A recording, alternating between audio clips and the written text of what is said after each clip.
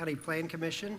Before we get started, I want to mention that PUO-23-6, the North Park 2 PUD Outline Plan Amendment 1, has been continued by the petitioner, and also there's an update to the agenda under new business. Item number 2, PUO-24-2, the Cut-Right Boat Storage PUD has also been continued. So both of those cases will not be heard tonight. So, Jackie, to get us started, would you please call the roll? Yes, and we have some members joining virtually as well as some in person. So I'll go ahead and call the roll. Margaret Clements. Here. Tron Enright Randolph. Here, and I just want to indicate, since it looks like we have enough members here, that I will be leaving at 8 o'clock today, and I just wanted to make sure that I wouldn't break quorum. Scott Ferris. Here. Jeff Morris. Here. Cheryl Munson. Here. Edward Ullman. Here. Dee Owens. Here. Jerry Pittsford. Here. Julie Thomas. I believe Commissioner Thomas will be joining us virtually in a few minutes, but for now we have 8 members and a quorum. Thank you, Jackie. The next item on the agenda, would you introduce the evidence for us?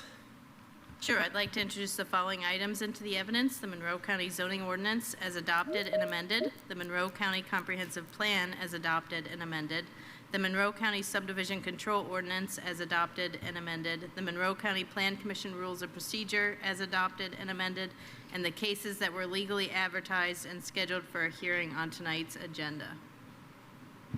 Thank you, Jackie. Do we have a motion to approve the introduced evidence? Motion. Second. Yeah.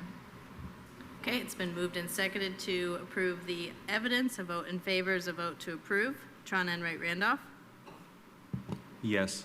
Scott Ferris. Yes. Jeff Morris. Yes. Cheryl Munson. Yes. Edward Ullman. Yes. Dee Owens. Yes. Jerry Pittsford. Yes. Margaret Clements. Yes. Motion carries 8-0. Okay, for the approval of the agenda tonight, we need to note that PUO-24-2 has been continued since that is not currently listed. So could we get a motion noting that item, please? So moved. Second.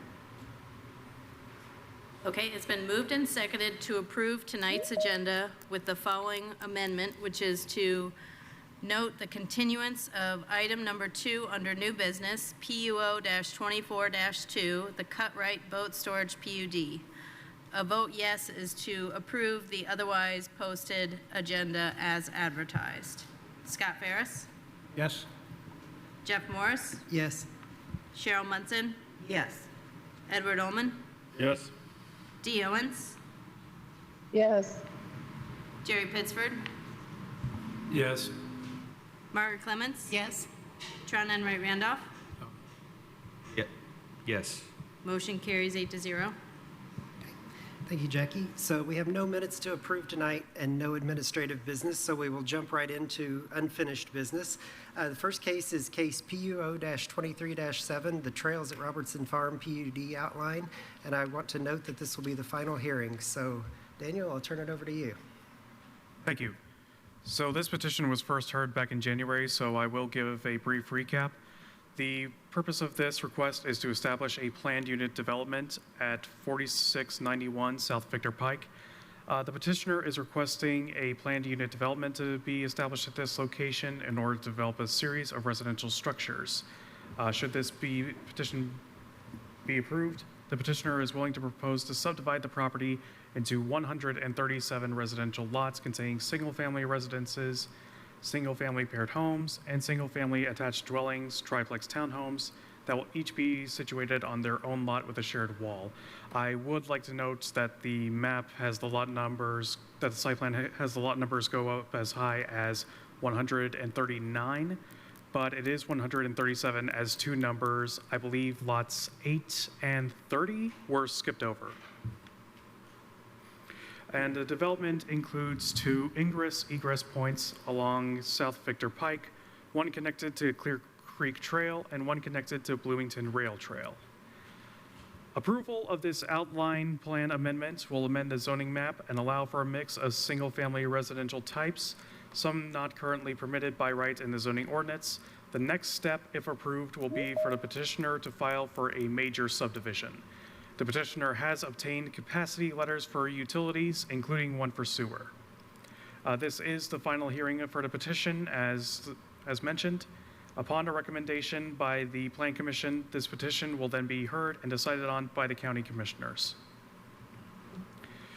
There were two previous petitions for this property. One was a rezone attempt to PUD, 2012-PUO-6, which was withdrawn, as well as rezone REZ 21-1, where the petitioner attempted to have the property rezoned from estate residential 1 to medium-density residential in order to then subdivide it into a similar residential layout to this petition. REZ 21-1 was denied by the county commissioners on September 29th, 2021 by a vote of 3-0. And here are the proposed design standards. There will be 4 areas. In the preliminary hearing, there was proposal for a 5th area, Area E, for a multifamily dwelling, but that has since been removed from the petition request. So the current layouts are as follows. There will be 38 lots marked Area A, which will be effectively duplexes with a minimum lot size of 0.12 acres. 39 lots as Area B, which are single-family residential attached dwellings, essentially triplexes, with each having a minimum lot size of 0.1 acre. 22 lots depicted as Area C, which will be single-family residential detached with a higher density with a minimum lot size of 0.22 acres, and 38 lots depicted Area D, which is single-family residential detached but with a lower density with a minimum lot size of 0.30 acres. And here are the comparisons for the petition site. The one on the left is the initial layout that was shown back in January, and the one on the right is the current one that was submitted in early June.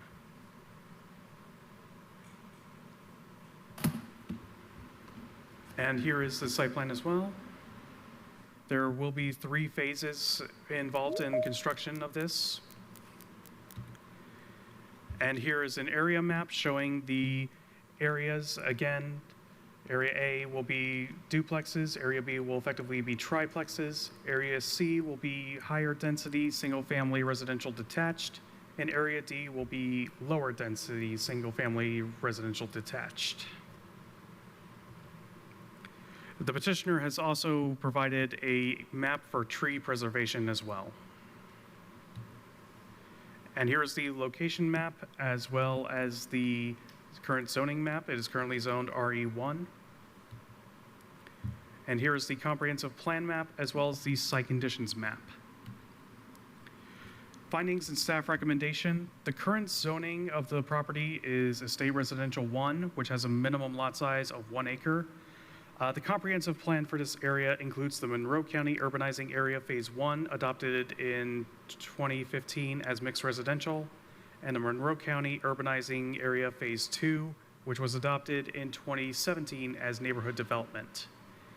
Neighborhood development N2 did not have a proposed minimum lot size, but was proposing a mix of housing types anywhere from multifamily to single family. The current CDO draft zoning map has proposed this area as community development, or CD, with a minimum lot size of 0.21 acres.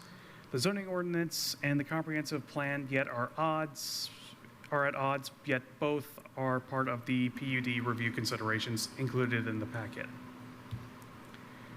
And here are just some site photos. There is currently a single-family dwelling on the property, as well as several accessory structures, with the rest of the property seeming to be dedicated to hay bales. As for remonstrance, staff has received remonstrance from 308 unique individuals. The staff report does list 309, but it was found after the public packet was published that one individual was accidentally counted twice. 286 pieces of remonstrance were delivered via signed postcards, such as the example shown on the right, and were provided as scanned PDFs and then emailed to staff.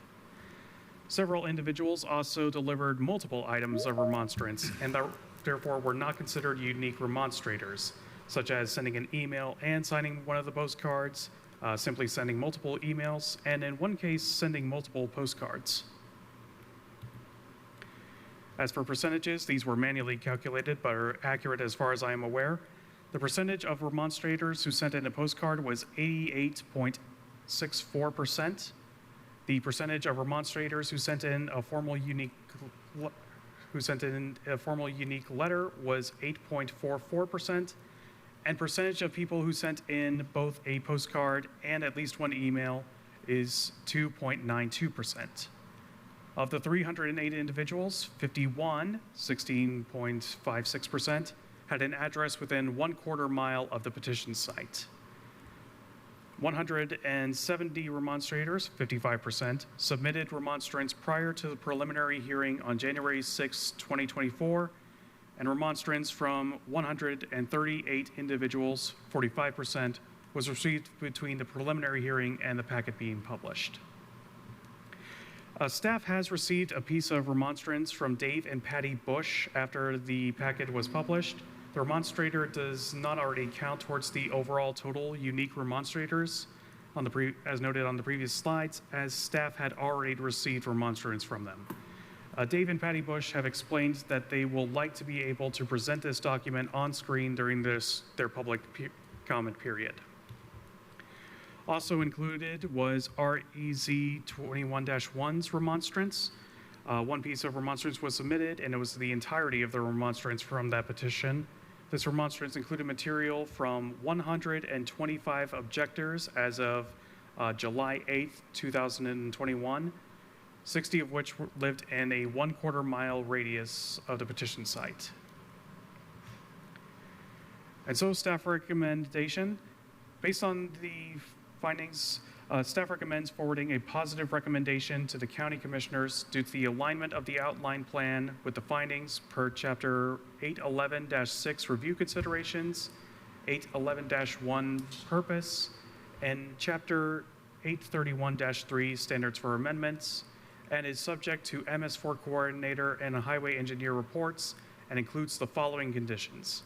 1, the petitioner add maximum impervious coverage standards per lot as a percentage maximum under the summary table by area, which is Exhibit 3 in the packet.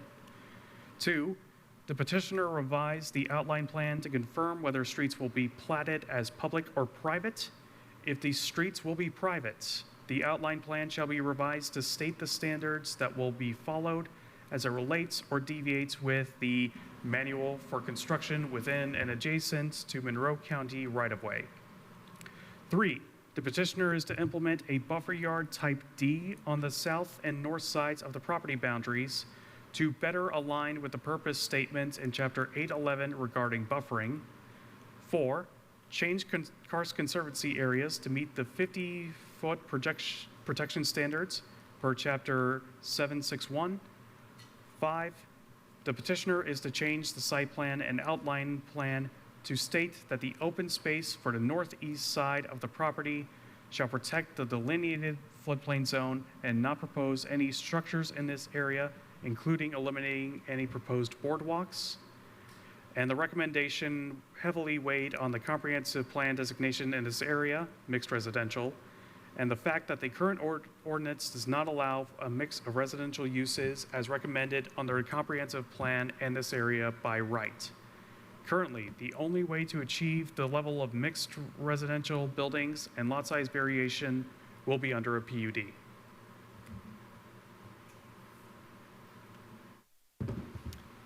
Thank you, Daniel. Do any members of the Plan Commission have questions for Daniel? Yeah, Mr. Enright Randolph. Sorry, I was just trying to jot notes. On the second slide, when you were kind of breaking down the remonstrance, would you just pull that up again so I could screenshot it and kind of read through it? That's a lot of information to take in, but I think it's very helpful to kind of show. No, I thought you had another slide, so that's the one. No, maybe that's it. Let me.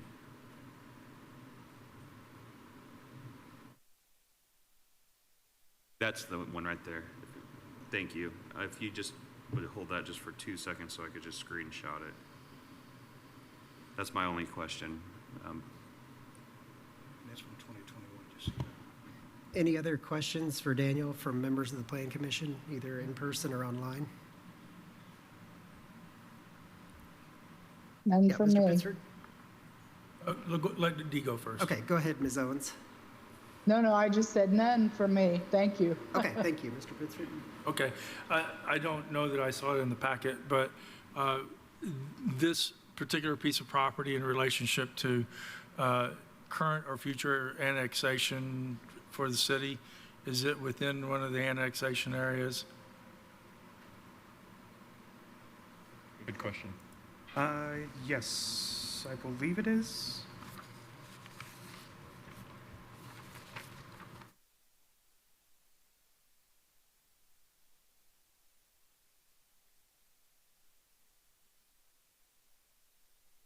Apologies, I am trying to consult my notes. I do not have that information off the top of my head.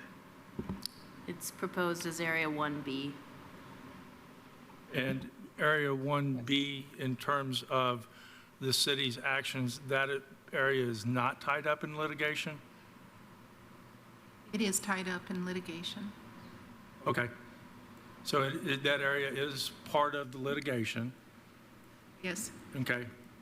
But it is an area that the city is intending, if they win their litigation, to annex, correct? Yes, this is in the Area 1B, and I believe 1A and 1B are in litigation together. And I may be asking a question for which you do not have an answer, but I feel like it's a question that's worth asking. Is it the city's intention that if they win that litigation to begin annexation in those areas immediately? that cannot be said. I didn't know if in their proposal they had a timeline for those areas, is what I'm asking. That timeline has expired.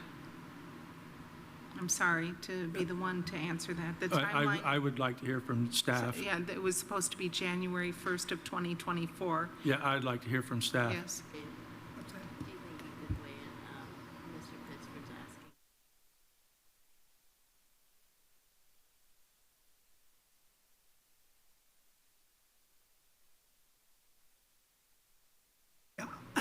I do not know. As the representative to the city council, or sorry, to the city plan commission, I have asked about potential actions the city wants to take if the annex goes forward, and they said that they're leaving it kind of as a blank canvas until the litigation is done. Not trying to answer your question, just giving you some insight from my representation on the city plan commission. Thank you. Any further questions for Daniel? Yeah, Mr. Ullman? Daniel, real quick, just for a point of clarity, and maybe you defined your criteria, but for the remonstrators, your numbers where you said a quarter mile from the petition site, and then later on you have a half mile listed, is that based on the border or the center, the plot center of that tract? My understanding is that at least the one for this petition is based on the border rather than the center. I believe that's the case for REZ 21-1 as well, which was a half mile, while this one was a quarter mile. Okay, thank you. Just a kind of a larger lot there, so thank you. Any further questions? Yeah. I would like to know more about access to trails from the PUD property.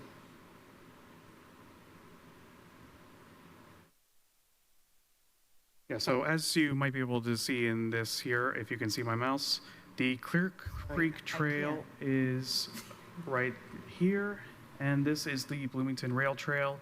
It looks like they are proposing some kind of walkable path or walkway directly to the rail trail. There we go. That's better. Yeah. Could you show that with your mouse again? It's Apologies, but here's a better view showing the connection to the Clear Creek Trail. which is along the southern and Yeah, I see eastern that. side here, as well as a connection to the rail trail along the eastern portion here. So I see the trails, but I wanted to know about access to and from the trails, from within That's what that property. There'll be paved connection paths, 2 paved connection paths between Okay, the 2. subdivision, and then one with the rail trail, and then one to the Clear Creek Okay. Trail. Thank you. Yeah, Mr. Pitzer? I have one more question, if I might. Do we have a map that depicts where the city's planning jurisdiction ends in relationship to this property? I should be able to pull that up on Elevate one moment.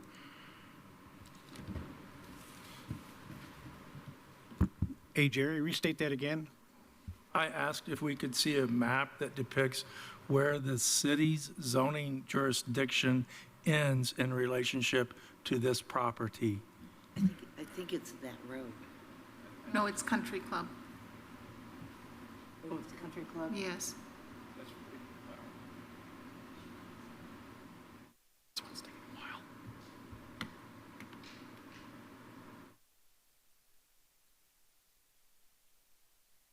No, it's Gordon Pike.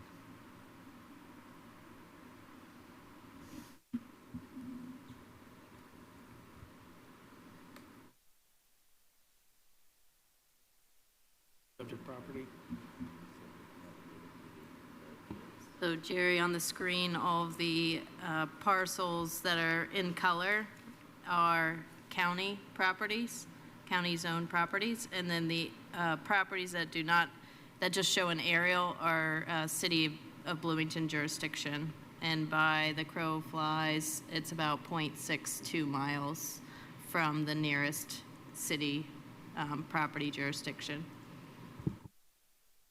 That city. Okay, thank you. I just wanted a large picture concept of the adjacency. Thank you. And thank you. Any other questions? I have a couple, if there aren't any more. One question, Daniel, is in the Southern Monroe Water Capacity Letter, it mentioned that they would not be providing fire hydrants. It said any hydrants would be for flushing the lines only. That seems like a public safety issue. Can you talk about who would be providing the hydrants, and is that normal in a county subdivision?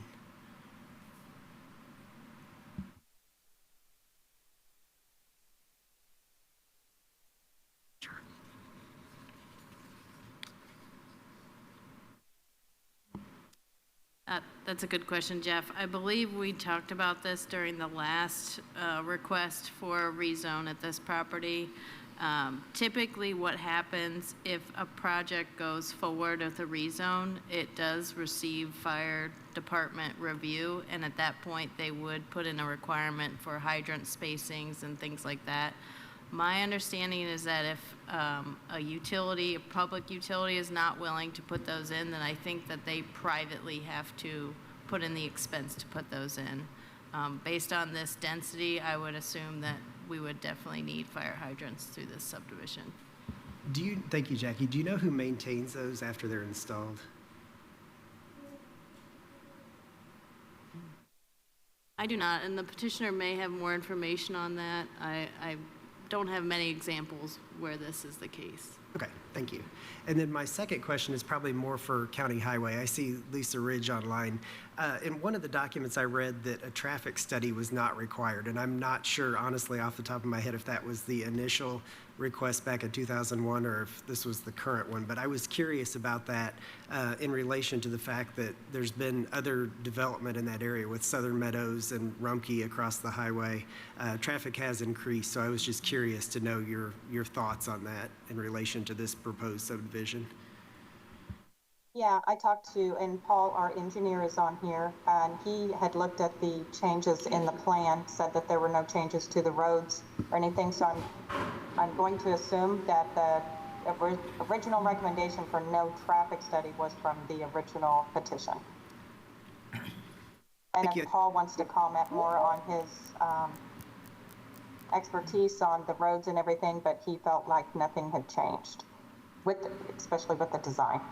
Okay, thank you. I think we were having a little bit of trouble hearing you, but it sounded like you said that a traffic study was not required. That is correct. Okay, thank you. I have a question. Yeah, Mr. Ferris? So my question falls under the guise of affordable housing. And because you have different types of housing going in the area, I assume some are going to be purchases and some are going to be rentals. Has price point been discussed at all on what these properties and the various type of housing is going to cost? I believe the petitioner will be going over that. I will note, just for clarity's sake, because we, the way that the housing type will look on the ground versus how it will be platted is a little bit different. So technically, these are all going to be stated as single family. It's just a matter of single family attached or single family detached. So single family attached could mean 2 in a row. That may look like a duplex from the ground, but there'll be a lot line going through the middle of that duplex, making it so that it's a possibility that the person could purchase that side of the duplex in that lot. And then there's also a recommendation or a request to add in what will look like from the ground a triplex, but there'll be a corresponding 0-foot lot line on 2 sides of the triplex, making each section of that essentially a townhome on an individual lot. Yeah, I'm just concerned about the price point and what the prices are going to look like under the guise of affordable housing. I'll also note, just to expand on Lisa's note, on May 14th, 2024, Paul left an additional comment just for clarity on the platform, the permitting software platform that was communicated to the petitioner. It states that a traffic study was conducted by Southern Meadows, and they determined that an all-way stop would be required at the intersection of Rogers Street and that road once 2 out of 3 developments in the area reached full build-out. The developments included Southern Meadows, Blind Squirrels Development, and the Trails at Robertson Farm. Southern Meadows will be making the improvement to South Rogers Street, which is a turning blister, and the county will install the stop signs once the all-way stop control is warranted. Okay, thank you, Jackie. Any further questions for members of the Plan Commission?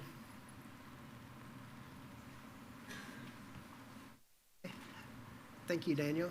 Not seeing any, we will turn now to the petitioner. So if you could come forward and sign in and state your name, you and anyone representing you will have 15 minutes to speak.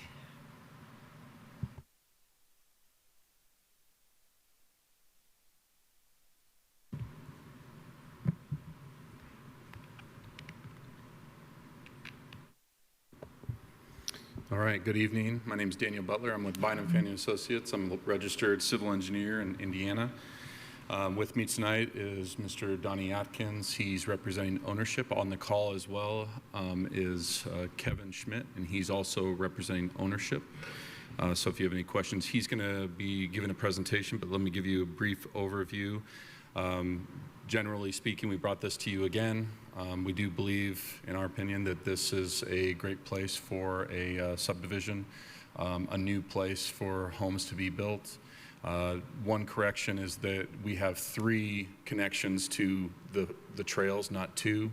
The third is we're planning on having a public all-purpose trail built as part of the subdivision out on Victor Pike, so it'd safely allow people to connect from the sidewalk that is by the school all the way down to the trail and not have to walk along there. And we're going to provide that along, so that is the third connection, along with what Jackie was describing.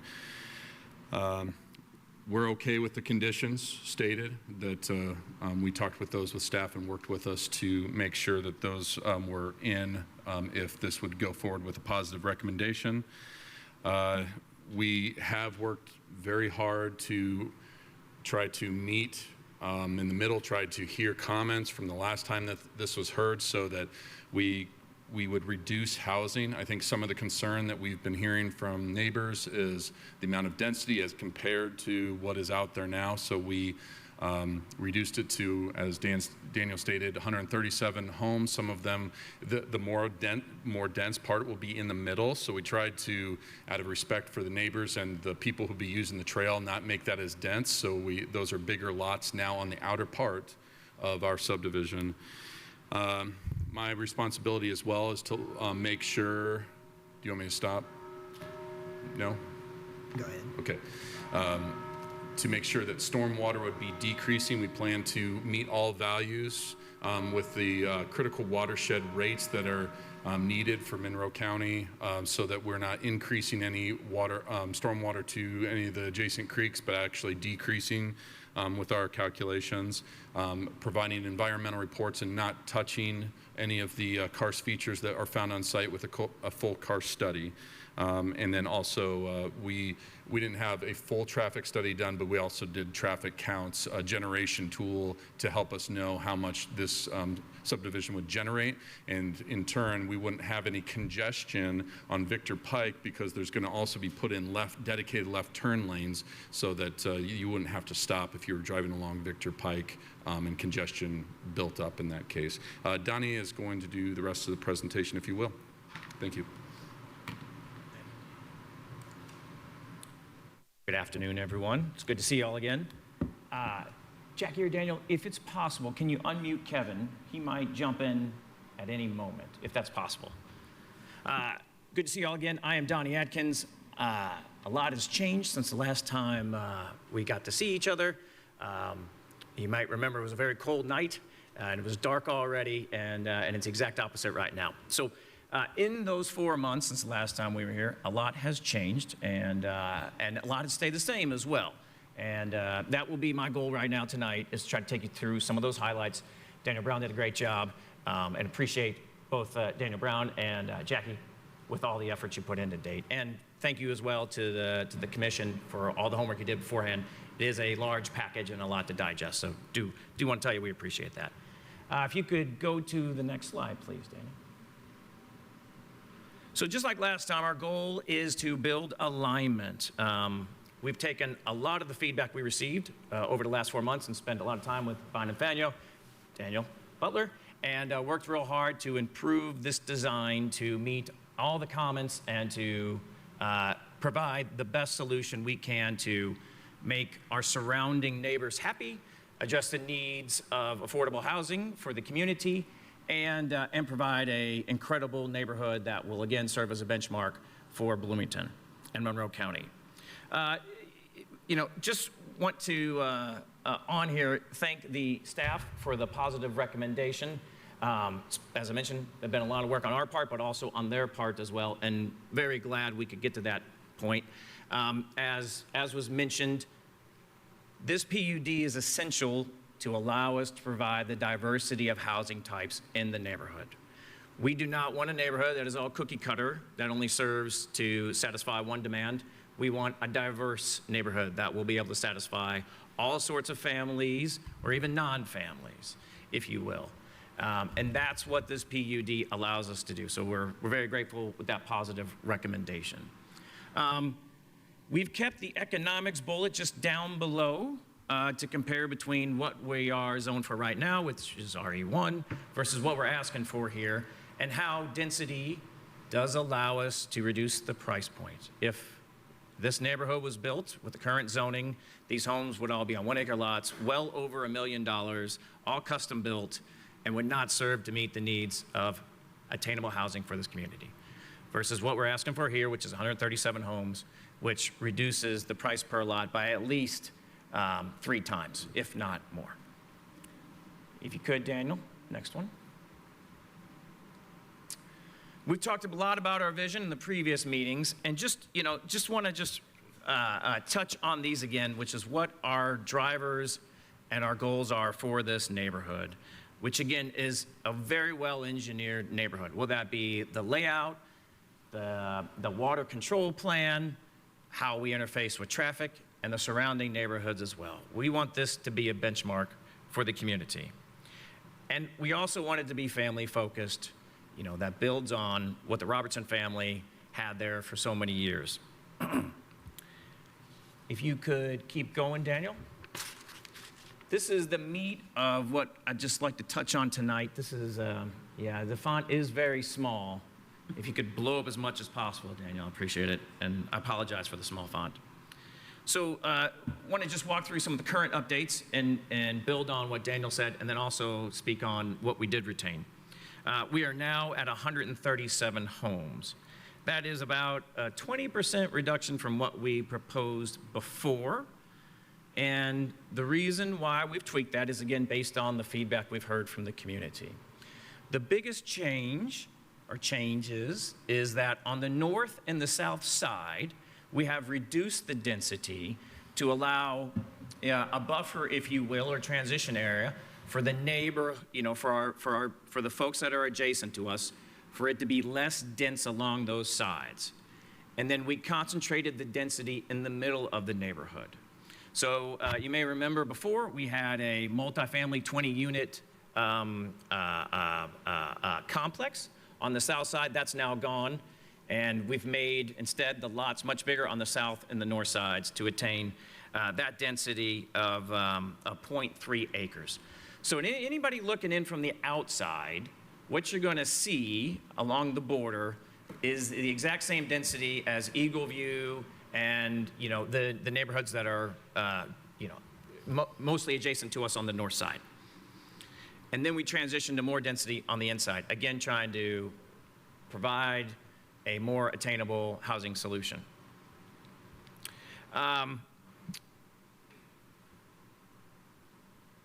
We also added that the three wide triplex, as Jackie said.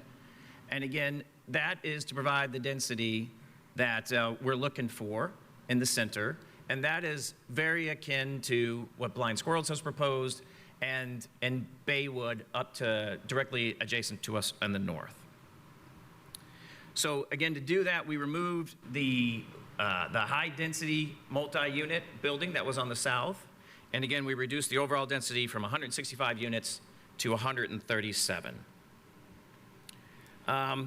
Also, what's changed is annexation was brought up earlier, and we are in 1B, and that remains to have introduced a significant amount of uncertainty into this parcel in this area of town. And this is certainly a great opportunity for us to control that destiny with this parcel. And there was some discussion before on open space and us meeting the 25% requirement. And we have confirmed with everybody we think we need to confirm with that we have achieved the 25% open space requirement per the county ordinances. If I'm wrong about that, please jump in, but I'm pretty certain about that. Now, what have we retained? We still have the will serve letter for utilities, which is very unique right now in the county. And we have all the utilities we need to proceed forward with this. We will still feature all the amenities we mentioned before, the dog park, the trail park, terrace park, and everything else we mentioned. We, again, utilized a plethora of local experts, whether it be Bynum Faneuil or hydrology, or the other experts on the environmental and the wetland surveys and the car surveys. That all remains in this packet. You saw all those studies in the back if you made it that far. We have retained a robust drainage design that has been, buttressed and gone over many times, that we are very confident this will do exactly as what it's designed to do, which is it will reduce the runoff by 80% of this parcel to help solve all of the water runoff issues in this area and downstream. And then overall, our density remains akin to the current low density zoning in Monroe County, which is 3.2 lots per acre. If you take our total overall acreage and you divide it by 137 homes, that's exactly where we end up. So again, looking broadly, we should be benchmarked right in line with everything that's around us. And again, we touched on it before, County Highway has endorsed and has taken no exception. If you could, Daniel.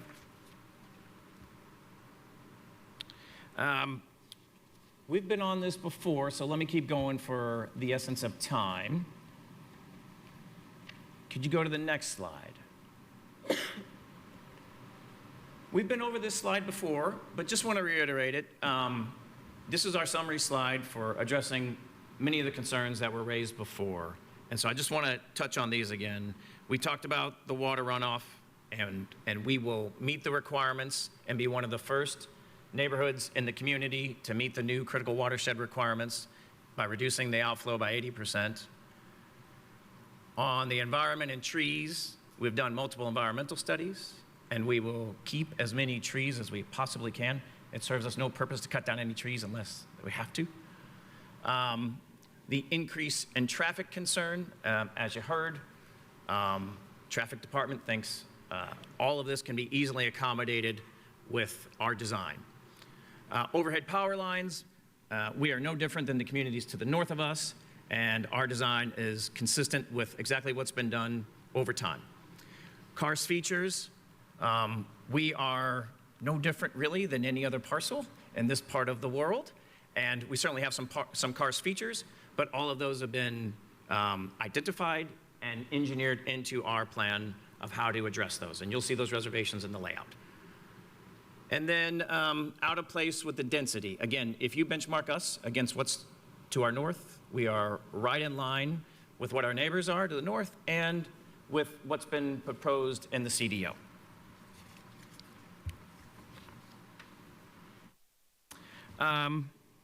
If you could flip to the next slide, Daniel. Next slide, Daniel.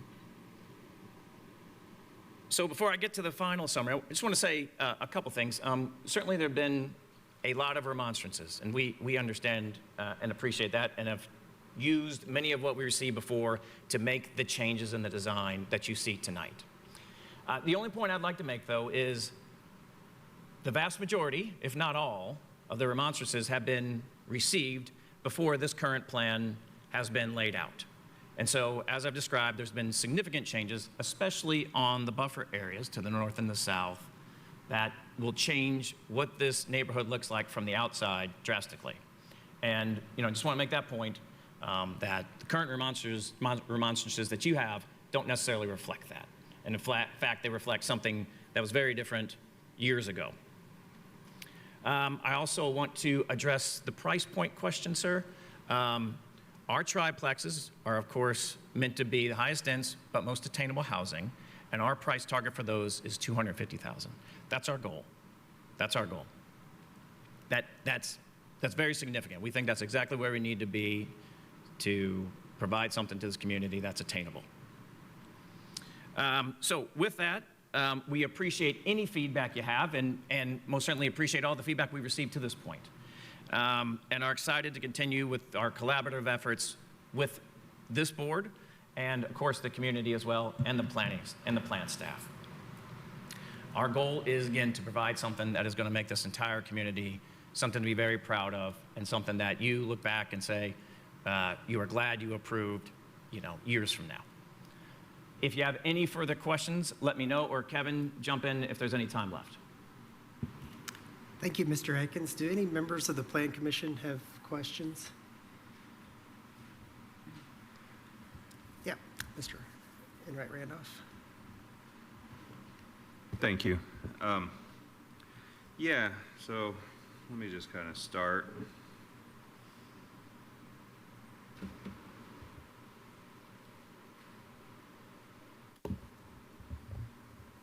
Sorry. So I guess the first one is providing the required open space and meeting that 25%. Are we considering that utility easement as open space? Jump in? Yeah, yes, we are. Absolutely. I mean, when I think of open space, I think of open space, not utility easement. But I understand. But thank you. If I may, though, we believe we're in 100% alignment with the county ordinance that defines open space. Right. Still, just, specifically, difference specifically section 811-3. We're kind of having trouble with the audio, and I think that is your partner, right? I'm very curious what he has to say. I just can't hear him. Sorry, Kevin, Mr. can you get any Mr. clearer? Enright, can you hear me? I can read what you're saying, I guess.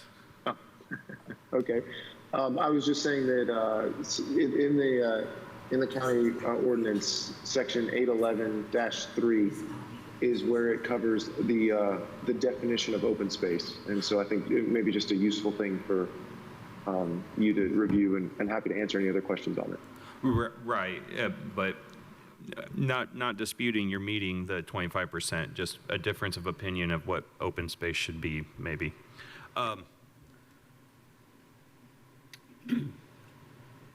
Sorry, just let me kind of go through this. I kind of wanted to ask about the phasing, and you have 3 phases, right? So you're looking at kind of buildings, more of the single-family dwellings prior to the triplexes and paired houses. Yes, sir. Well, I think that's a good approach. So, It's not just that, it's also geographical, just going from west to east.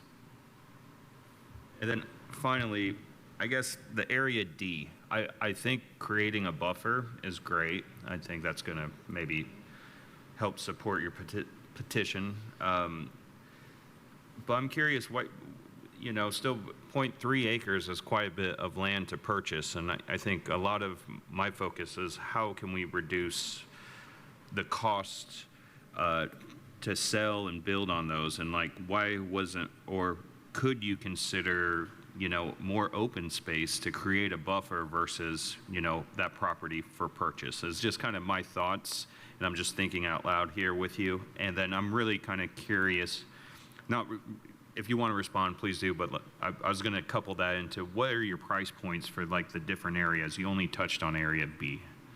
Certainly. Thank you for the question. The density and price point are intertwined, and it is a balance we've been trying to, thread a needle, if you will, ever since we took on this endeavor. We were more dense 4 months ago, and we had a lower cost option, which is that 20-unit, condo building, if you will. We received a lot of negative feedback on that. And so, we expunged that. I don't know what the perfect solution is, although we've worked really hard at this. And if anybody has feedback or direction, we're very happy to take it. We are not, just as we mentioned before and now, please provide all that feedback, and we are happy to revisit this design if it makes you more comfortable with it and more proud of it. And if you think it'll solve the community's problems better. I mean, that's what we're trying to do here. Right, and I think, even if you try to reduce the size of those lots and create an open space buffer, that doesn't necessarily mean that the price point will give any there. And I guess my final comment would be I think that we're moving in a great direction, and there could be a bit of fine tuning. I know that this is the petitioner's last chance to discuss this with us, but I feel like there can be adjustments prior to making a vote, and if my colleagues agree with me, I would really advocate that we provide feedback and then ask them to come back, because we do have that in our toolbox. We can extend this for another meeting, because I think we're getting there. I can't fully say I would or wouldn't support this if I was forced to vote today, but I just wanted to provide that as my final comment. Thank you. We have all the patience in the world to provide the best solution. Thank you. I see Ms. Owen's hand raised. Let's go to her next. Thank you very much. As I read through the information, I'm glad to hear about the $250,000 being one of the price points. But to me, that's just about the top of what the average couple, even working regular jobs, can afford. In your paperwork, it says your price points would be below $400,000. Now, can you give me some ideas about the others besides just Area B, what you're looking at price point wise? Certainly, yes, and sorry, I didn't answer that question earlier when it was given to me. We certainly think 250 is where we can land for the triplexes, and we think, for a 3,500 square foot, two-story home with a walkout basement, on the edges, that would be, over 500,000. And that's based on cost to build.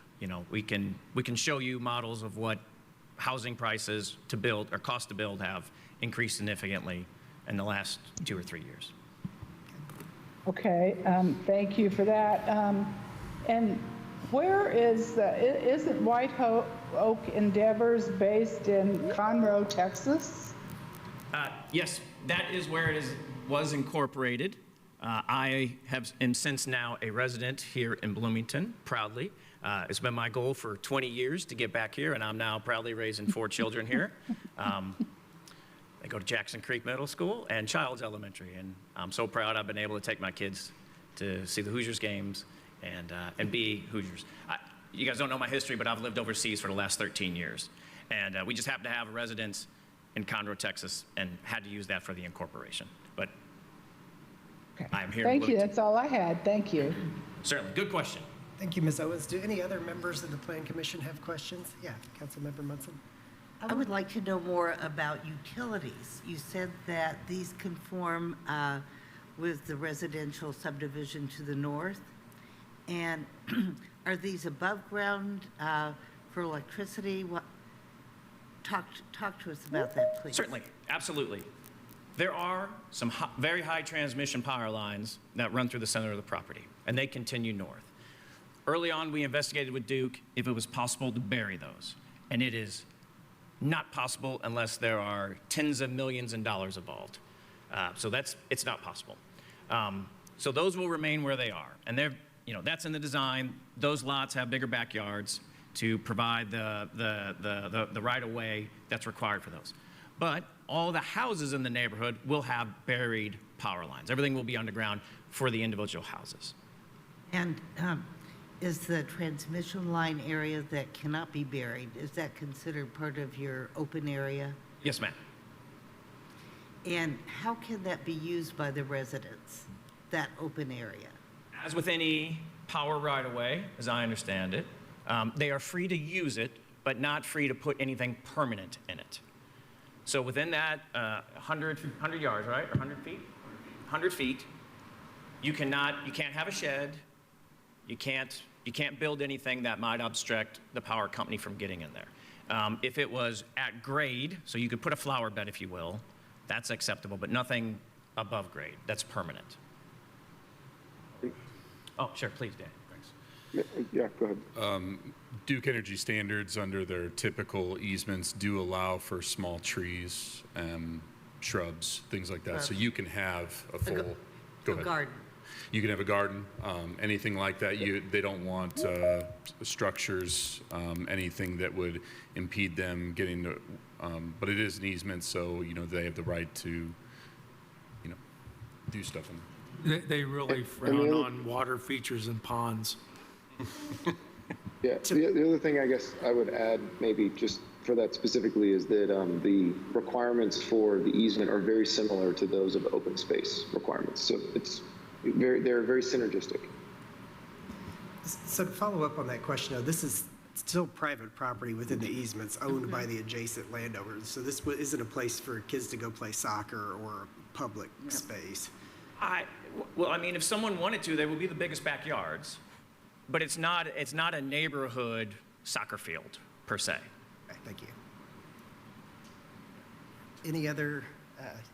Yeah, and to follow up on that question, because I have alternatively heard of this area underneath the power lines as common area as well as backyard. So I'd like to know which is it?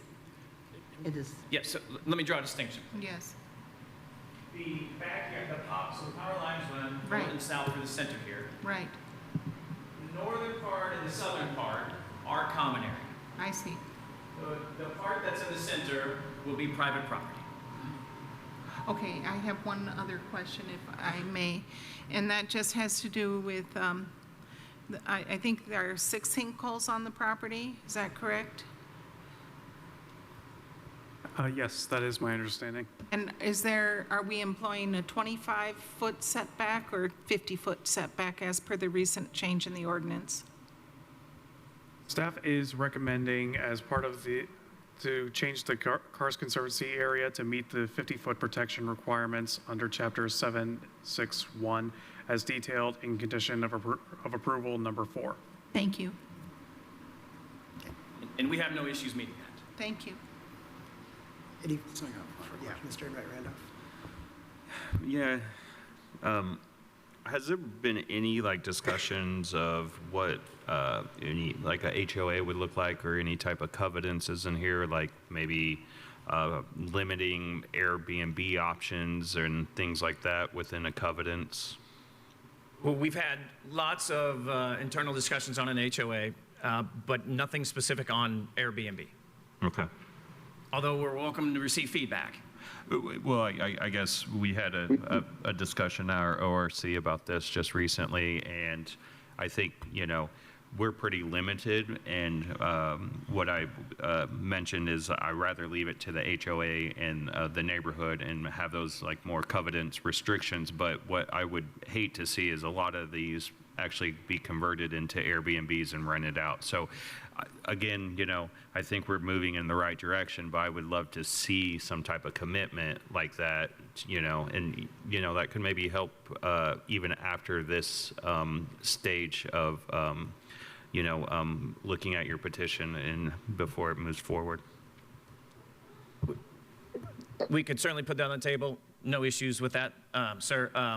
You know, I would say, just off the cuff, I don't imagine this neighborhood would be an ideal spot for Airbnbs. And within Bloomington, Monroe County, it's kind of a bit away from the stadium, and but also have no problem if that's some feedback you've got to put that in the covenants. And we do is have a growing a full concern. draft covenants. Kevin, you trying to say something? I was saying we do have a full draft covenants Oh, yes. written, and that is something we could absolutely add in. We do have a number of other things that we've had feedback from the Plan Commission previously, and also neighbor meetings and discussions. Some things have been added into our covenants based on some of that feedback, and also taking examples from other areas that we've been involved. So, Great, thank you. Okay, any additional questions, Mr. Ullman?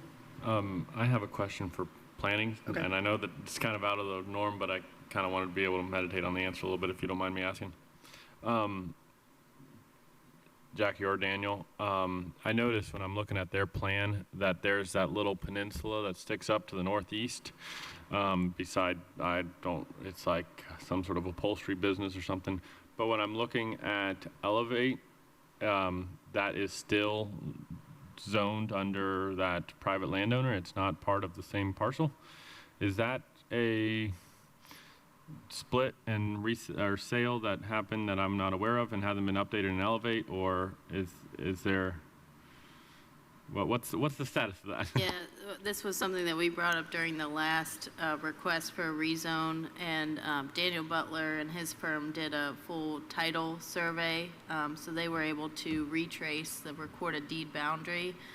I believe that Elevate is showing it as incorrect as compared to what the title shows, but Mr. Butler may be able to elaborate a little bit more. That's if you have correct. Further questions.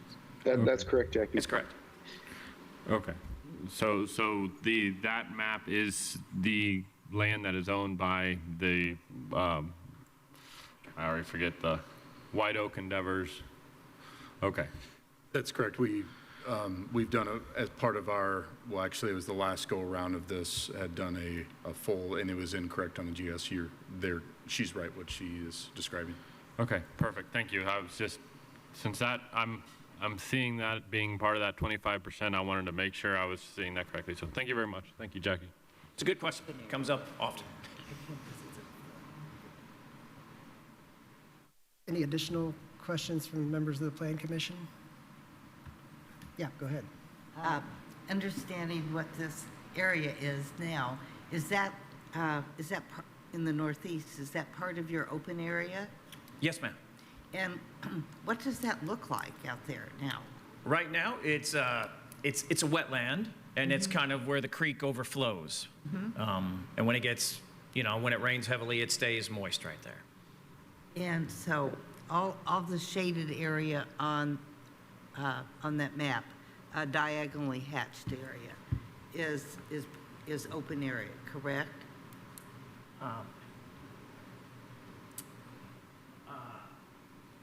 Yes, ma'am, I think that's correct. Yeah, with the contours in it? It's the light.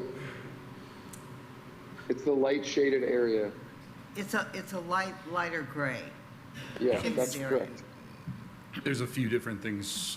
We produced this map, and there's a few different things that are going on here. Everything that is the light shaded is counted as the open space, but within the open space, you do have a couple areas that are going to have some, ponds, for the stormwater, and within those areas, you'd also have steep slopes. So there's a steep slope requirement not to touch those, or have minimal amount of disturbance on those, and then also you have your karst features. So you have a few different types of lines, but the actual shading is the open space.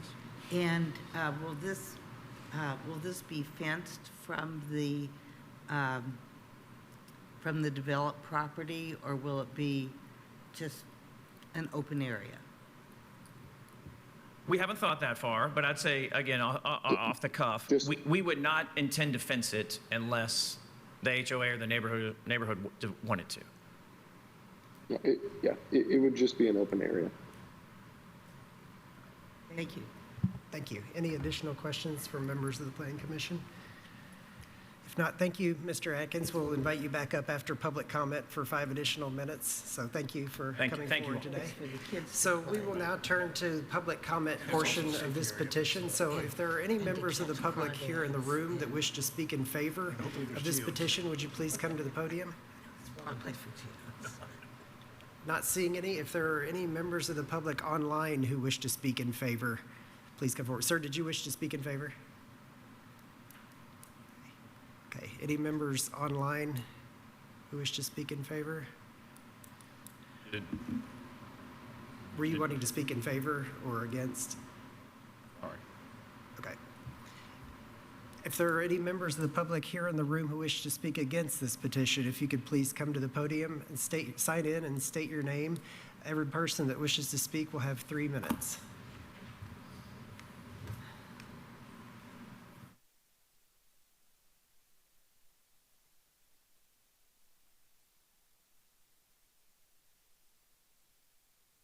Good evening. My name is Jim Bohr from Clendenning, Johnson & Bohr. I'm here representing Dave and Patty Bush, who are adjoining property owners to the south of this property. I'm here first to point out to you that this petitioner has received 4 continuances of their petition. I want to point that out because your rules of procedure have in their rules a rule that says once you get 3 continuances, the petition should not be voted on. I point that out to you not because we don't want you to vote tonight, because we do want you to vote. We want you to turn this down. But I do want you to make a record in your notes that this petitioner has already had 3 continuances plus a 4th because they didn't abide by your own rules in terms of getting their amendment in on time, and so they really shouldn't be entitled to a vote here this evening. We think that because they've been here so often, we also want to remind you that this is a rezone and they're not entitled to anything. It is a discretionary vote on your part, not a mandatory vote on your part. They're not entitled to anything. It is a discretionary vote for the outline plan approval. So they have to prove to you that it is consistent with the comprehensive plan. It is the most desirable use for the property. It conserves property values, and that it is the most responsible use of the property. It's already zoned RE1. They can use the property if they want to, but they're trying to upgrade the use of the property. So they have the burden of proving that what they're trying to do is a better use of the property. And it's up to you to decide whether in fact you believe that given the code that they are entitled to do that, and that that is not going to put a burden on both the community and the adjoining owners. If you think that that will burden the adjoining owners and the community, you're entitled to turn it down, and you should turn it down. You'll notice that Mr. Atkins in his points said that a good portion of what he thinks he's entitled to is based upon the demand of the community. We're in need of additional zoning because we're in need of additional housing. What he neglected to remind you of is that the city approved the Sudbury Farm, and the Sudbury Farm brought on 4,250 housing units that are going to be built by 2035. And the ROI said that in total, Monroe County is going to need 4,155 units. Yeah, So the I'm sorry to Sudbury Farm alone is going to have enough units to satisfy all the demand in Monroe County and the city of Bloomington. Sorry to So- cut you off, sir, but your 3 minutes are up, but I appreciate you coming up to speak. Thank you. I'm sorry? Sorry, your 3 minutes are up. All right, thank you very much. Thank you. Is there anybody else in the room who wishes to speak against this petition? If you could please come forward and state your name.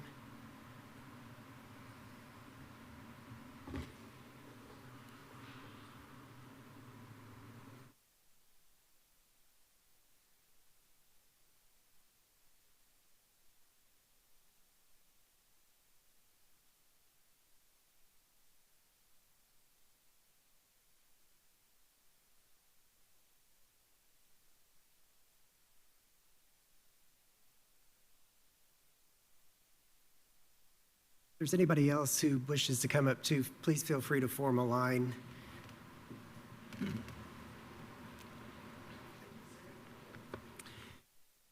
My name is Guy Loftman.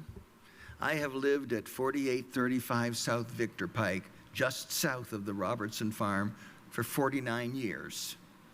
The White Oaks PUD should be denied because of excessive density, as well as other factors. I will concentrate on one: inadequate open space. The Monroe County Planned Unit Development Ordinance requires 25% of any PUD to be permanent open space, which it defines as parks, playgrounds, landscaped green space, and natural areas. Nothing else counts. Just parks, playgrounds, landscaped green space, and natural areas. White Oaks includes the 100-foot wide Duke Energy power line easement as a portion of its proposed permanent open space. Without it, they don't come close to the PUD 25% minimum.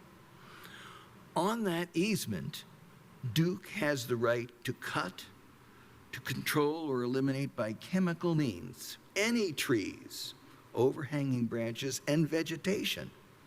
Nor may the owner cause any building, structure, or other obstruction to be constructed and placed upon any portion of the easement strip.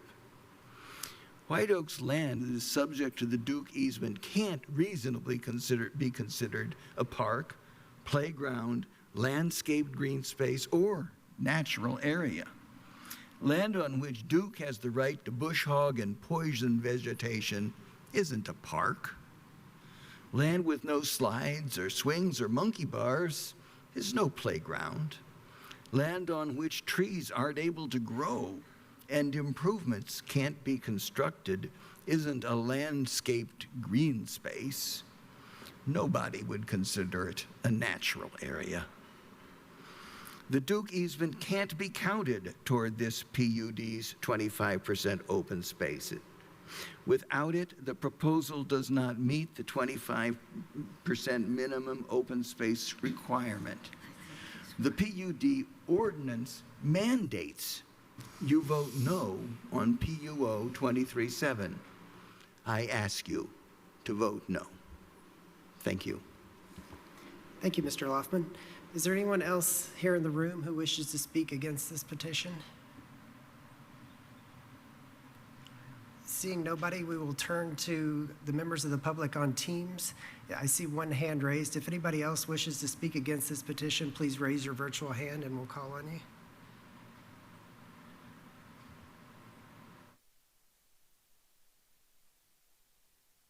Let's start with Lane Bowman. If you're able to unmute yourself, you'll have 3 minutes. Thank you. Thank you very much for the opportunity to speak here. My name is Lane Bowman. I live at 1375 west of that road.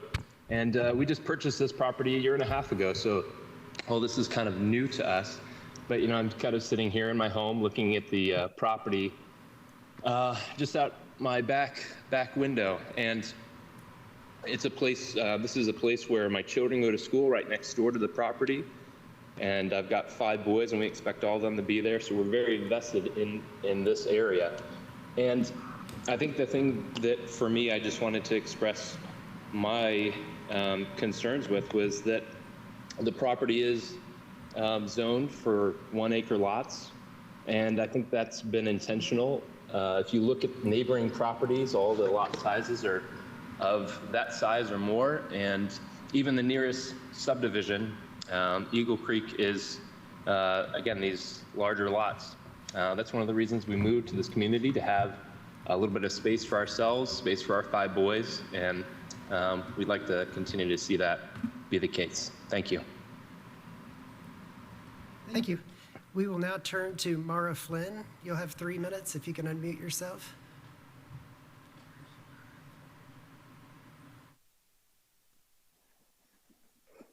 Hi, can you all hear me? Yes, we can. Okay.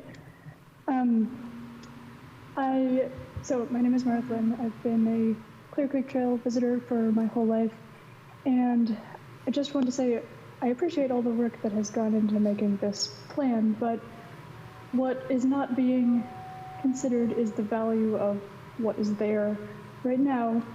And when Daniel showed pictures of the property, he said, oh, there are some buildings and the rest is dedicated to hay bales. But those fields and trees are not just empty space. They're really valuable habitat for a huge variety of plant and animal species.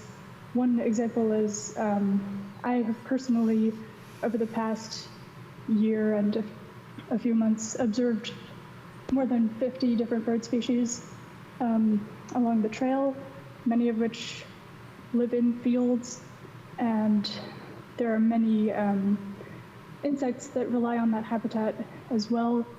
I also want to point out the importance of the wetland, because Indiana has lost 85% of its original wetlands, and wetlands are so critical for plant and animal habitat, but also critical for humans because they filter our drinking water, they prevent flooding. They're just extremely valuable and should be really prioritized as a place to protect. So I'd like this area to be seen as a really valuable resource that's not just an empty space to put something. Thanks. Thank you. I don't see any other hands raised online, but if there's anybody else that wishes to speak against this petition, please raise your virtual hand. Not seeing anyone, so we will close the public comment portion of this and turn back to the petitioner. So Mr. Atkins or Mr. Butler, if you'd like to come forward, you'll have 5 more minutes to speak toward any of the comments that were made by members of the public. Thank you, everyone, for your comments. We do certainly appreciate them, and you taking time out of your day to come here this evening. I'll try to address as many as I can within the time. Let's start with the last one. So wetlands. Daniel, I don't know if you want to put up that map again, but if you look at the standoff we have between where housing will be and the wetlands, it is very significant. In addition, our drainage plan will assist the wetlands and prevent them from being overburdened and heavy rain events. We will actually be helping them from being overburdened further.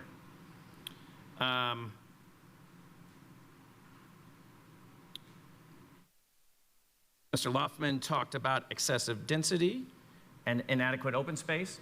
On the density, again, we are trying to thread this needle between attainable housing and not being too dense, right? That's what we're trying to work hard on. We think what we've proposed here has been a big change and a drastic increase or drastic improvement for the needs of our neighbors. And we hope that's taken into consideration. On inadequate open space, you know, we firmly believe we're meeting the ordinance. If someone thinks that we should entertain changing the design to not incorporate that the right-of-way power line, we would be happy to take that on. But you know, to get the net density the same, you know, we would have to make potentially the places that are less dense more dense to keep the net sum even. So it's a trade-off. It's a trade-off. But happy to entertain that if that's something somebody would like us to consider. Daniel, do you want to say anything else on open space? Yeah, we do understand that when the ordinance is talking about open space, there's a variety of kind of things that you can do for open space. Some of it is simply preserving trees. Some of it is building parks. Some of it is trails, facilities that would hold stormwater, wetlands, whatever the case may be. And there is a piece of this that will be the ordinance allows in someone's backyards, but we do have another good chunk of our open space not that. So I understand that everyone's focusing on just the piece that's going down through the middle, but we also have other pieces of this that we are preserving and including in that open space. So just wanted to point that out, that it's not all that, there's just one piece of that. Daniel, if you could too go in the backup slides. We have that slide on density benchmarked against the neighboring, the adjacent neighborhoods to the north. Do you think you could find that real quick? I just thought I'd show everybody how we are. Is that the one in your presentation? Yes, sir. It'd be way in the backup, maybe around slide 20. But while he's looking for it, again, the point of that slide is to show how we are akin to Eagle View and the other neighborhoods in Southern Meadows. There's a lot of yellow on it when you get to it. Keep going, keep going, keep going, keep going, keep going, keep going. I think we might have gone too far.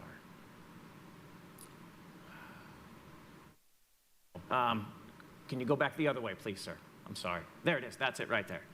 So if you can see this, what we've done is, again, we've tried to lay out, benchmark density around us. And so you see the Highlands are 3.6 lots an acre. Eagle View is 2.02. Clear Creek Estates and Baywood are 2.9. And Southern Meadows is 4.8. And Southlands is 6.7. Again, you may remember the number we mentioned earlier, but it's 3.2. So if you benchmark us again, or I'm sorry, on this one it's 2.8. Well, it's 3.2 right now with the latest 137 lots. If you benchmark us against our neighbors, we think we are right in line with those neighborhoods. And, I'll just, with 30 seconds left, I'll just, make a note. Now that I'm part of this community, and even before I was part of this community, I have a lot of friends here. I have friends in Winslow Farms, in the Strands, in Eagle View, and all of those neighborhoods, have produced incredible families for Bloomington, and those people in those neighborhoods couldn't be happier that they are in those neighborhoods. We want to do just the same here in a location that's adjacent to the trails, right down the street from the elementary school, right near the new library, and will allow the neighbors and the residents to take full utilization of everything there is in Monroe County. Thank you. Thank you, sir. Okay, we will turn now to the Plan Commission. Do any members of the Plan Commission have comments that they would like to make? Mr. Ullman? If I may direct a question to Mr. Schilling about the comments made earlier on the continuation, and this being the fourth continuation, and can you add anything positive or negative towards that commentary. Is that correct? Yes, the rules state that the petitioner can request 3 continuances, but the Plan Commission has the authority to continue an item on its own motion. Okay. Yeah, Ms. Clements? This also is a question for Mr. Schilling. In our packet is a will-serve letter from Vic Kelson with an expiration date on it. If the PUD is approved and the will-serve letter is expired, what happens? I'm not aware of the utility policies in that regard. But what would be our planning policy? Would an expiration on the PUD be in order to coincide with the expiration of the will-serve letter? Or, because theoretically, an approval of the PUD could continue for 10 years, although the will-serve would have already expired. You know, like they may not have broken ground, 10 years or longer, and the will-serve letter would have expired. So how do we wrap our brains around that? My belief is that you make the decision based on the information you have right now, and a will-serve letter could be withdrawn by the utility at any time, I would imagine. It could even now, between now and the time that they break ground, the will-serve letter could be withdrawn? I would imagine so. I see.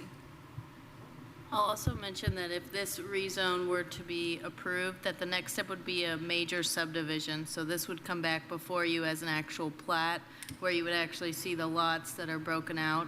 And if at that point they still didn't have a will-serve letter, you would have another opportunity to review it to see if they meet the subdivision control ordinance, which for a major subdivision requires access to public sewer. I see.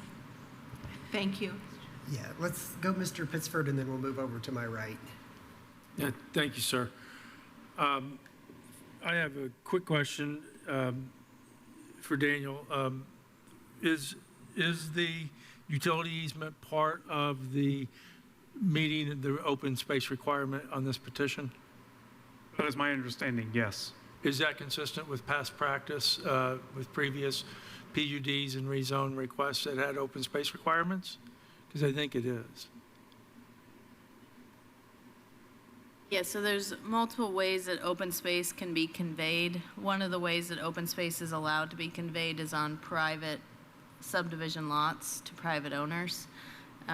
We don't typically see it as a transmission line, but we do see open space conveyed to lot owners in the past. Right, okay. I didn't think that was inconsistent with past practice. I want to make note here that the Plan Commission is the voice of the people to the extent that we represent a shared public vision that's expressed in the Monroe County Comprehensive Plan. And that we are also charged with making sure that petitioners are in conformity with the Monroe County zoning ordinance. When we hear public comment, it's for the purpose of allowing those people to identify inconsistencies, inequity, or an unfairness in those two documents. To simply give preference to neighbors because they do not like a particular use or a specific proposed design is unfair to petitioners who have crafted a design consistent with our guiding documents. What's more, it creates an insurmountable impracticality and unpredictability that tremendously limits any would-be developers in the county. So while I think it is absolutely of great importance, and Mr. Loftman's point about the open space and conformity with our zoning ordinance was very appropriate, and that caused me pause. But that idea that if neighbors simply do not cotton to the proposed petition is not relevant to our decision making. We are charged to make decisions based on the best and highest use in conformity to the comprehensive plan and the zoning ordinance. And I thought it'd just be nice to remind myself and maybe others of that tonight. Thank you. Thank you, Mr. Pittsford. Councilmember Munson can go next. My comments are very similar to Mr. Pittsford because I had questions about using transmission line corridors as open space in this petition. Can you, planning staff, inform us if there are other developments in the county that have used transmission lines as open space?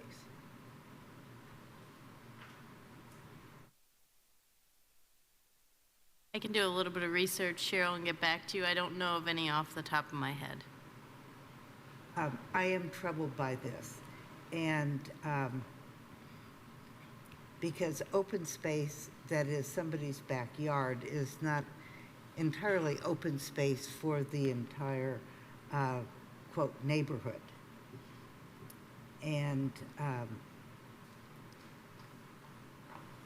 the requirements of maintaining open space to serve the utility is also a concern to me.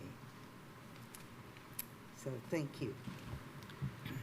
Mr. Ferris or Mr. Enright Randolph, do you have any comments or questions?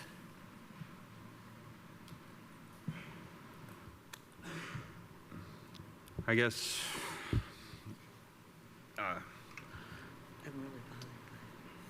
this is a pretty big petition. I know that there was a comment about the Sudbury, but we're looking at quite a ways out before that might be developed. So I still think there is immediate need to see some housing and some density to provide more attainable housing.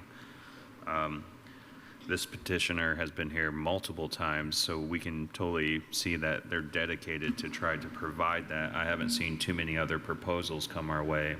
Also, that might be because they can't get the letter to serve sewer from Bloomington Utility right now.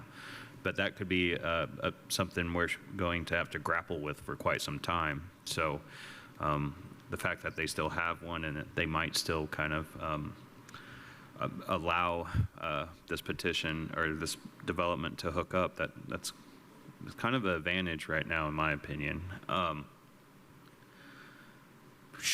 I mean, I would hate to see these carved up into $1 million lots. I mean, we saw that from the Southern Meadows SOMO development, and I thought those paired patio homes was probably a better solution, and that's why I voted in favor for it. I still think, the price points here are quite high. I don't really dive into that conversation, but a lot of my thoughts are around providing housing for our community. When we saw this a while ago, we saw a lot of employers come and speak in favor of this because they were looking for workforce housing as well. Some of them decided to build housing in adjacent counties, and we missed that opportunity. From my standpoint, there's also the annexation and the unknown, but that's not really going to be something that factors into my decision. But we do have the ability to have some predictability of what's going to go on here right now. I really would like to see something that limits the Airbnbs. That is a growing concern for me. I would be inclined to hear this again. I know y'all don't really want to hear it again because we'll have to go through the whole thing, but just for some of those adjustments, I think would be very beneficial. Not sure how it'll go once it leaves the Plan Commission, but I'd like to see that. I'm inclined to favor this, but I'd rather see those changes. And if there is any way of providing more open space, I know you have the option to use the utility, but again, I think we've all spoke our opinion on that and how that kind of doesn't really go with our ideal hope of what open space would be. But I'm a pretty fair person up here, so I'll get behind it. It's just not what I would desire to see in such a dense petition or development. that's what I have. Okay, thank you, Mr. Enright Randolph. Let's go to Ms. Owens and then to Mr. Ferris. Thank you. Just listening to all the comments of fellow members, I think that, this body is advisory to the commissioners, which is why we go through all these machinations of what's going on, so we can give them the best advice. We are not a jobs program for developers. I don't see that as what we need to look at. At the same time, when somebody has gone out of their way to try and meet the letter of the ordinances, I think we have to give that good view. And this one is difficult because we wouldn't need a plan commission if we weren't here to listen to remonstrances and other extenuating factors that are necessary in order to make a good decision. So this one's tough for, I think, all of those reasons, and I think we need to make a decision and send it on to the commissioners. Thank you. Thank you, Ms. Owens. Mr. Ferris? I am not one to take and repeat what others say. And I will listen to what everybody has to say, and then I'll make my comments at the end here. Walking in here this evening, I was in favor of this because I believe that due diligence has been done. I believe there's been a lot of discussion over time with all parties concerned. I think that you folks have done a good job in trying to compromise, and I think the planning staff has gone the extra mile to try to take and reach common ground. However, what bothers me now, and I believe that you will address this, is this issue about the common area and the fact that it's underneath utility lines. And the fact that Jackie said she doesn't know, she had to go back to see if in fact we have cases of that in other areas. This is a scary precedent for open space to include power lines, in my opinion. And so if I were to take and provide input, I would say that should not be included as part of open space. And so you need to have a separate and distinct area. And so until that is addressed, I'm kind of leaning toward what Tron was saying here, that maybe you need to go back and take a look at that and come back and tell us how you would resolve that particular issue. That's all I have.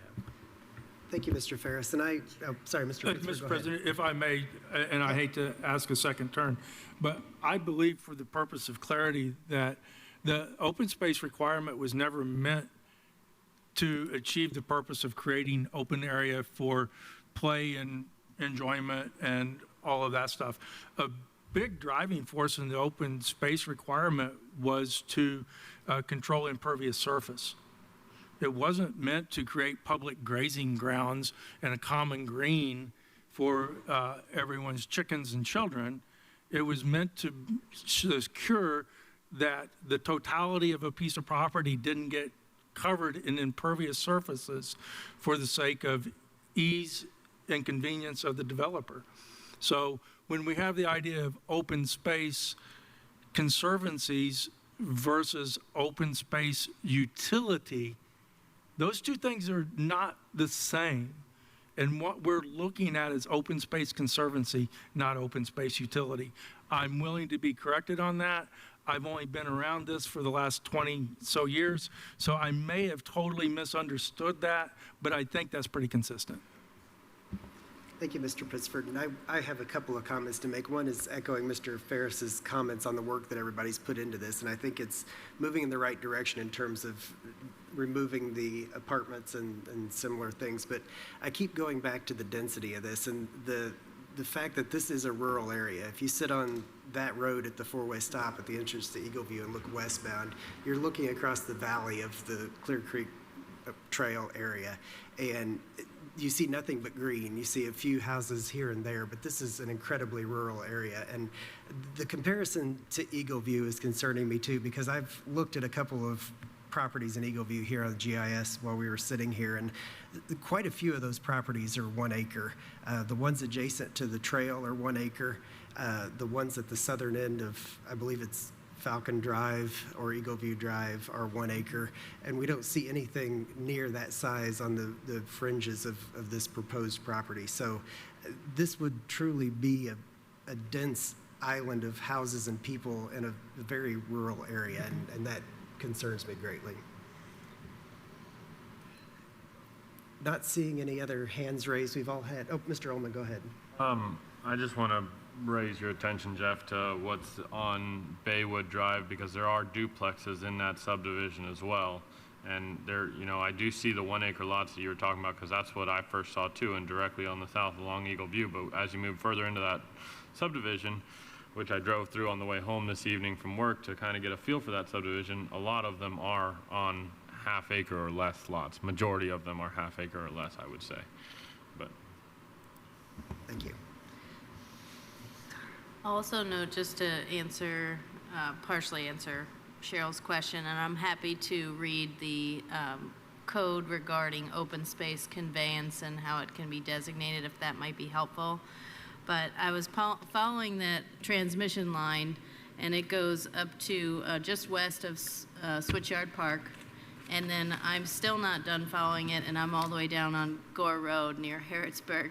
So this goes through several properties. It's not uncommon that a transmission line be on a private property lot.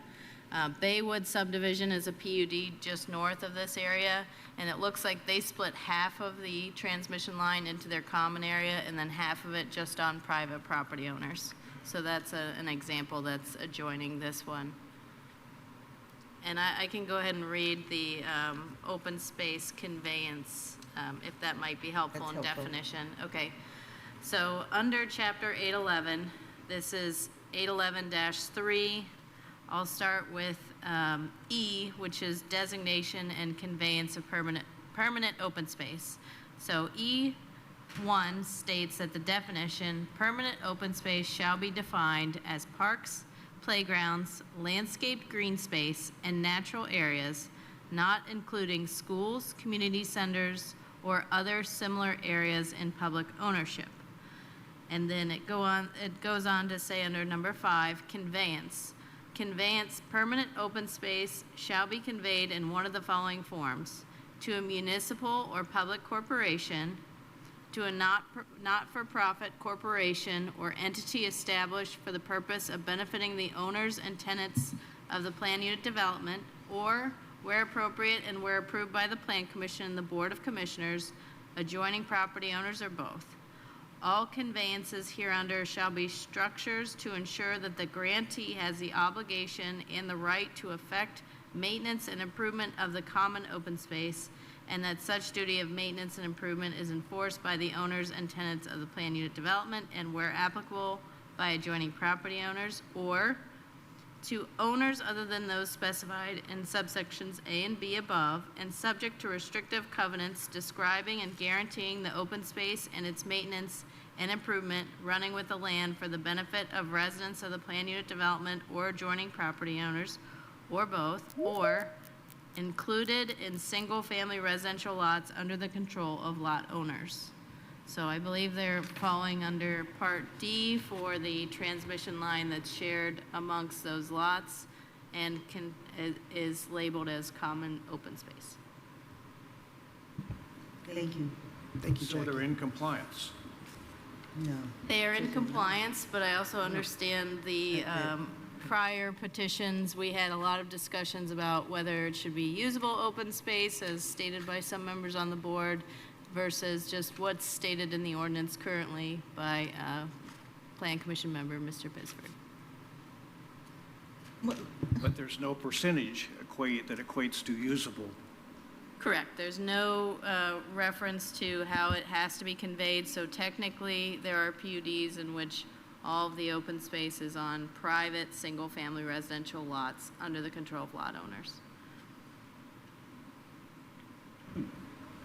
I would bring up the phrase "under the control of lot owners," because these transmission line corridors are not necessarily under the control of lot owners. They're under the control of the utility in terms of how they are maintained, how they were used, how they are altered or changed. Yeah, Ms. Clemens? I just have, for my own edification, a technical question. So if someone is in the common space underneath the utility line, would there be confusion as to whether or not that individual is trespassing? I believe that the transmission line would be treated like any other easement on your property. So if you have an easement from the road to your house for, say, gas service, if someone was standing in that gas easement, it's been conveyed only to the gas utility I company, see. not to the public. Okay, thank you. Yeah. Ms. Owens? Yeah, I was just going to say, I've got some big lines that, to me, that go through my front yard, and I know whenever REMC wants to come and cut stuff, they talk to me and so forth. It's my ground, but they have the easement across it, and they comply with what it is that I want. So I do have considerable control over what happens, even though they have the easement. That's because they're nice. Thank you, Ms. Owens. Any other questions or comments from the Plan Commission? If not, I think everybody's spoken, so I would entertain a motion.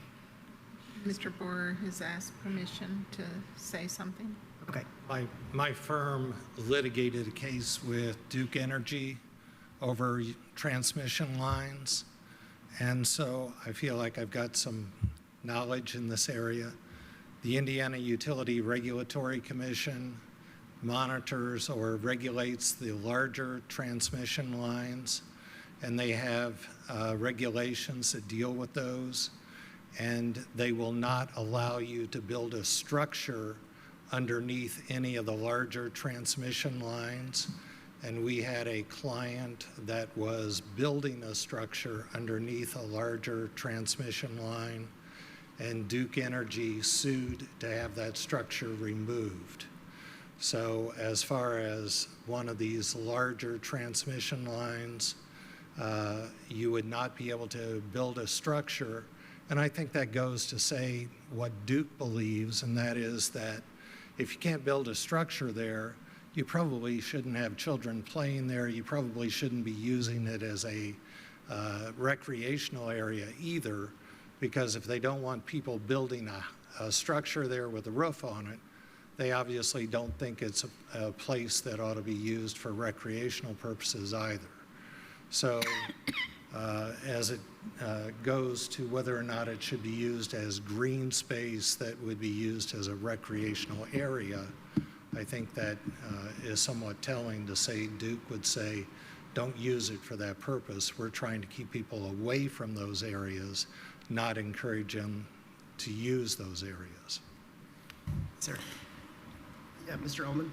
If I may make a statement in kind of disagreement with the statement just made about, and I can't speak on behalf of Duke because I've never worked for Duke particularly, but having previously done arboriculture work in transformer lines and power lines, it is not a structure in the way is not because of utilization of that land for the sake of a structure. It's because of the fact that that line needs to be upkept and managed, and the clear path of utilizing that line for management needs to be clear.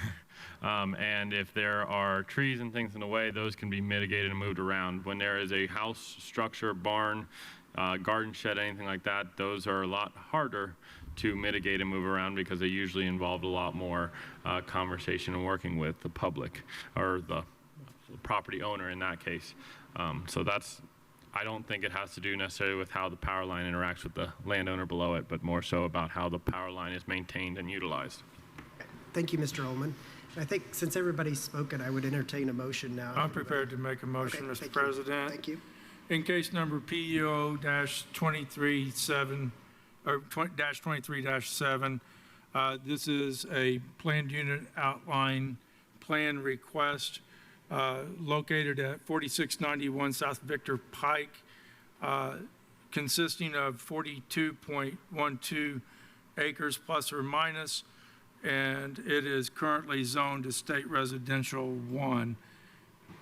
I would move that we forward it to the county commissioners with a positive recommendation due to the alignment of the outline plan with the findings found in Chapter 811-6, Review Considerations, Chapter 811-1, Purpose, and Chapter 831-3, Standards for Amendments.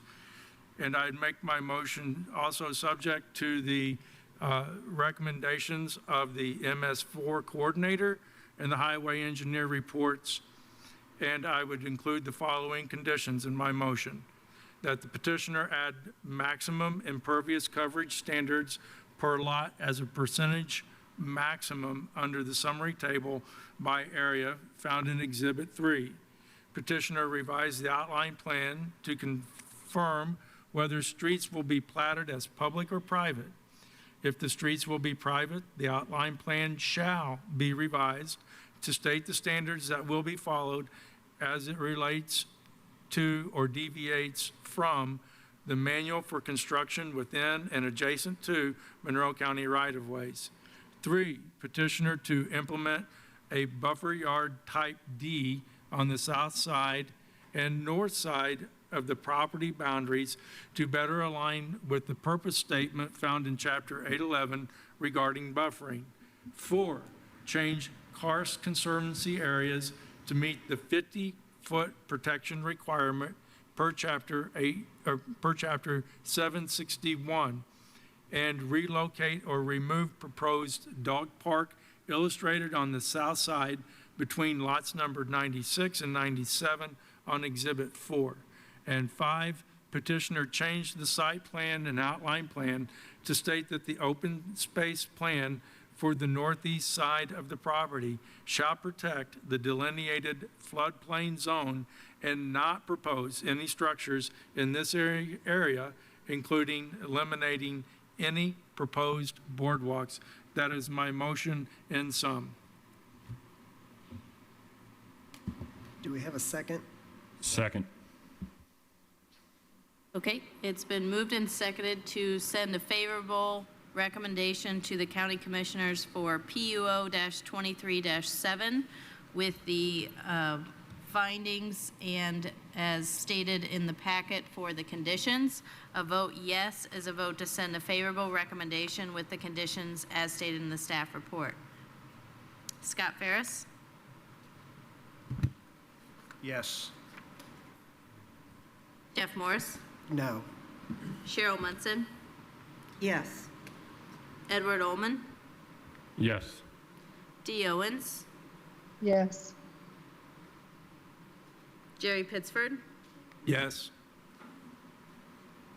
Margaret Clements? No. Tron Enright Randolph? One brief comment. I think the feedback that was provided today, you can still incorporate as you move forward. You've been to the commissioners before with a similar proposal, and they denied it. I think if you address some of the Airbnb and some of the open space, that could maybe help you move forward. And I'm going to vote yes. Okay, the motion is sent to the commissioners with a favorable recommendation by a vote of 6-2. Okay, thank you for everyone who's put so much work into this, and thank you to all the members of the public who came out on this warm night to speak on this topic. So thank you all. Yeah, Mr. Ullman. Can I request a brief, like 5-10 minute recess to use the restroom and reset? Is now exiting. Sure, let's take a recess. We'll reconvene at 7:25. Thank you. Order. I know Mr. Enright Randolph had to leave, so Jackie, would you call the roll for us again, please? Ready? Yeah, would you mind calling the roll for us again? I know Mr. Enright Randolph had to leave. Sure. Margaret Clements? Here. Tron Enright Randolph? Left. Scott Ferris? Here. Jeff Morris? Here. Cheryl Munson? Here. Edward Ullman? Here. Dee Owens? I see her online. She may still be in recess mode. Jerry Pittsford? Here. Okay, so we still have 7 members in attendance. I'm here. My sound just, I didn't hear anything until I heard Jerry Pittsford. Hi, Jerry. Okay. Thank you, Jackie. So we will move on to new business, REZ-24-2, State Road 45 Convenience Mart Rezone Preliminary Hearing with a waiver of final hearing requested. So Drew, I will turn it over to you. Thank you. So this is located at 4646 West State Road 45. It's 4.1 acres, and it's split-zoned general business and limited business. It's in Van Buren Township, Section 14, and is unplatted. The comprehensive plan has it designated as Monroe County Urbanizing Area Mixed Use, and as I stated, it's split-zoned general business and limited business. So the petitioner is seeking to rezone the property from the split zoning designations to solely general business for the entire property. The purpose of the rezone is to establish a gas station / convenience mart, an arcade / entertainment center, and an office all on the same property. The combination of these uses classifies as commercial / industrial adaptive reuse in the terms of the zoning ordinance. The conceptual site plan is in Exhibit 2 in your packet.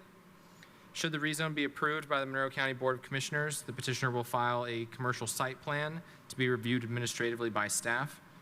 If denied, the property will remain split zoned, LB and GB, where the mixed use category of commercial / industrial adaptive reuse is not permitted in the LB zone.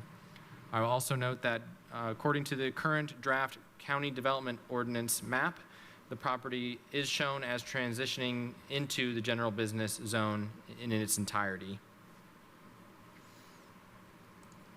Through the use determination process, staff determined that the petitioner's proposal would be classified as a convenience store, which includes gasoline sales, park and recreational services for the type of arcade / entertainment center that they were wanting to establish in a pre-existing building on the site, and an office for the existing vacant residence that would be converted. The combination of all 3 of these constitutes as a mixed-use category that fits best with commercial / industrial adaptive reuse, given that multiple structures on the property will be reused and remodeled to satisfy or to meet the needs of the petitioner. At the date of this report and today's meeting, the petitioner has not supplied utility, that is sewer or water capacity letters for either of the existing structures or proposed convenience store.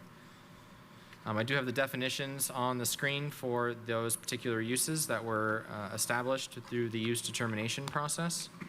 Convenience store, park and recreational services, office, and then that mixed use category at the bottom of the screen. Here we have the location map. It's at the corner of West State Road 45 and West Airport Road. As you'll see on the zoning map, it is split zoned limited business and general business. There's a mix of uses surrounding the subject property and zones. Here's the site conditions map. You'll note that sanitary sewer line is identified on the northern side of West Airport Road, and there does appear to be a water pipe that goes through the subject property.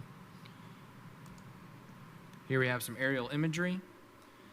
The use of the northern portion of the site, which was the sale of mini barns and playground equipment, that did go through an enforcement procedure with the planning office.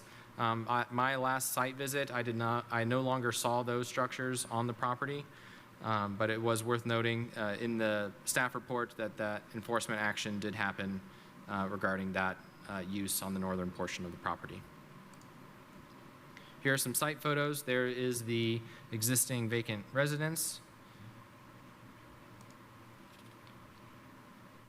These are just more photographs of the petition site. That's the existing residence. And then in the background, in the lower right-hand photo, you can see the existing storage structure that will be converted to that park and recreation services use. Also known as an arcade or entertainment center per the petitioner.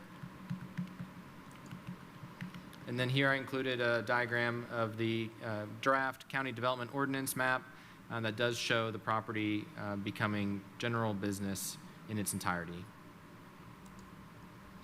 We did receive a few letters of opposition. This letter, or actually, I'm sorry, this is on the screen is not a letter of opposition. This is the letter to the Plan Commission. Apologies for that. This is included in your packet. It's just basically them stating their request to rezone the property. And then the following slides here are letters of opposition. So there was one letter that was included in the packet because we received it before the publication, but we did receive a few more just this afternoon. So I'm going to hand those out, and they're also on the screen. If any members of the public want to read these, they're also on the back table back there.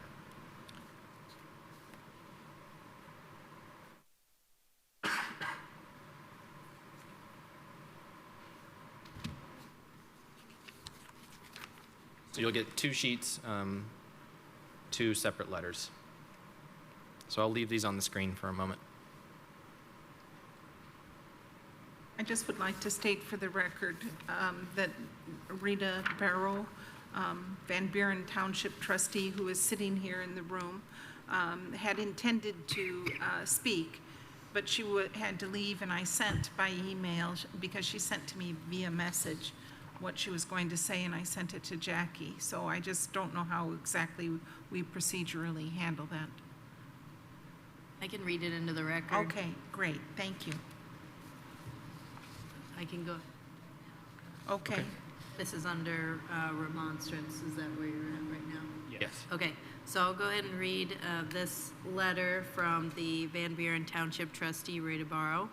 It says, "Dear neighbors, I am writing to bring an urgent matter to your attention that can significantly impact your home value. A land use petition is currently under review by the county, proposing the establishment of a gas station and arcade on the corner of the Highway 45 and Airport Road, directly across from Duncan Road.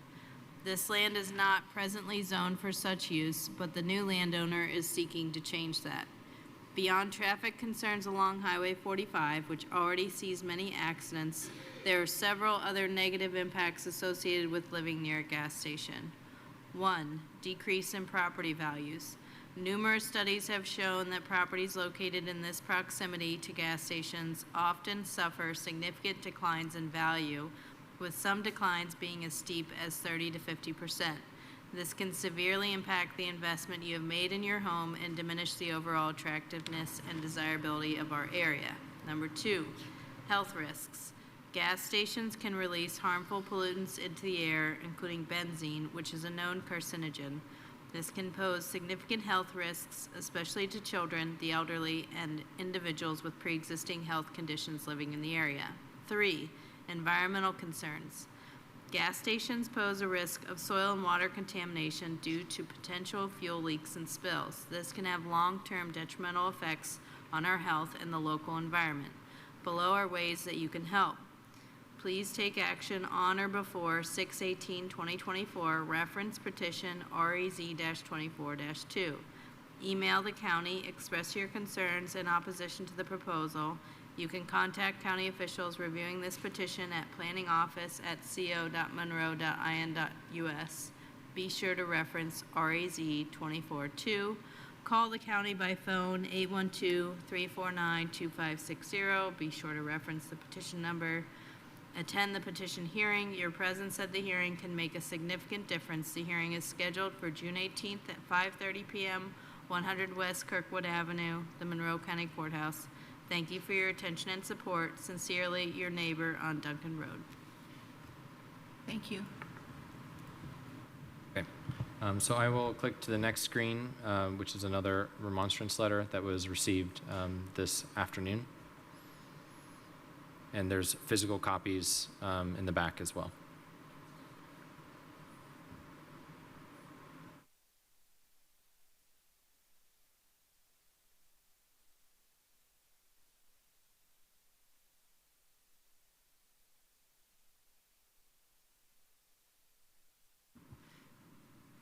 Thank you, Drew. Did you have anything else to present, or was that all? I do have a few more things. Here is a slide of the conceptual site plan. that shows the proposed gas station and convenience store, as well as the proposed arcade and proposed office in the existing structures. And here is the other remonstrance letter that we received. This one is included in the packet. I'll go back to the site conditions map briefly. There may be a karst feature located here in the northern portion of the property that would be required to be buffered per the new requirements and to meet stormwater and planning provisions. But other than that, it's not located in the environmental constraints overlay, and there is no floodplain located on the property. I'll now take any questions. Well, sorry. I'll bring it to planning staff's recommendation first before we go to questions. Based on the findings of fact and subject to the Monroe County Highway Engineer and MS4 Coordinator reports, the Planning Department recommends forwarding this petition with a positive recommendation to the Monroe County Board of Commissioners. I will now take any questions. Yeah, Ms. Owens? Thank you. I have just mostly a comment. All those unpermitted, I think it said, mini barns and such have been moved down to the other side of the MVets. So I don't know if that's permitted either. You might take a look at that. I still have a concern about the ingress and egress onto Highway 45. There is, yes, an existing driveway there, but it's never used. There hasn't been any traffic in there for years, and so it hasn't been used. As soon as a potentially busy convenience store and gasoline station goes in there, I'm afraid that's going to be more of an issue. I understand that's a state highway issue, but it's one that we should review pretty closely. Thanks. Thank you. Any other questions from members of the Plan Commission? Okay, seeing none, we will turn to the petitioner. So if the petitioner or petitioner's representative would like to speak, you'll have 15 minutes.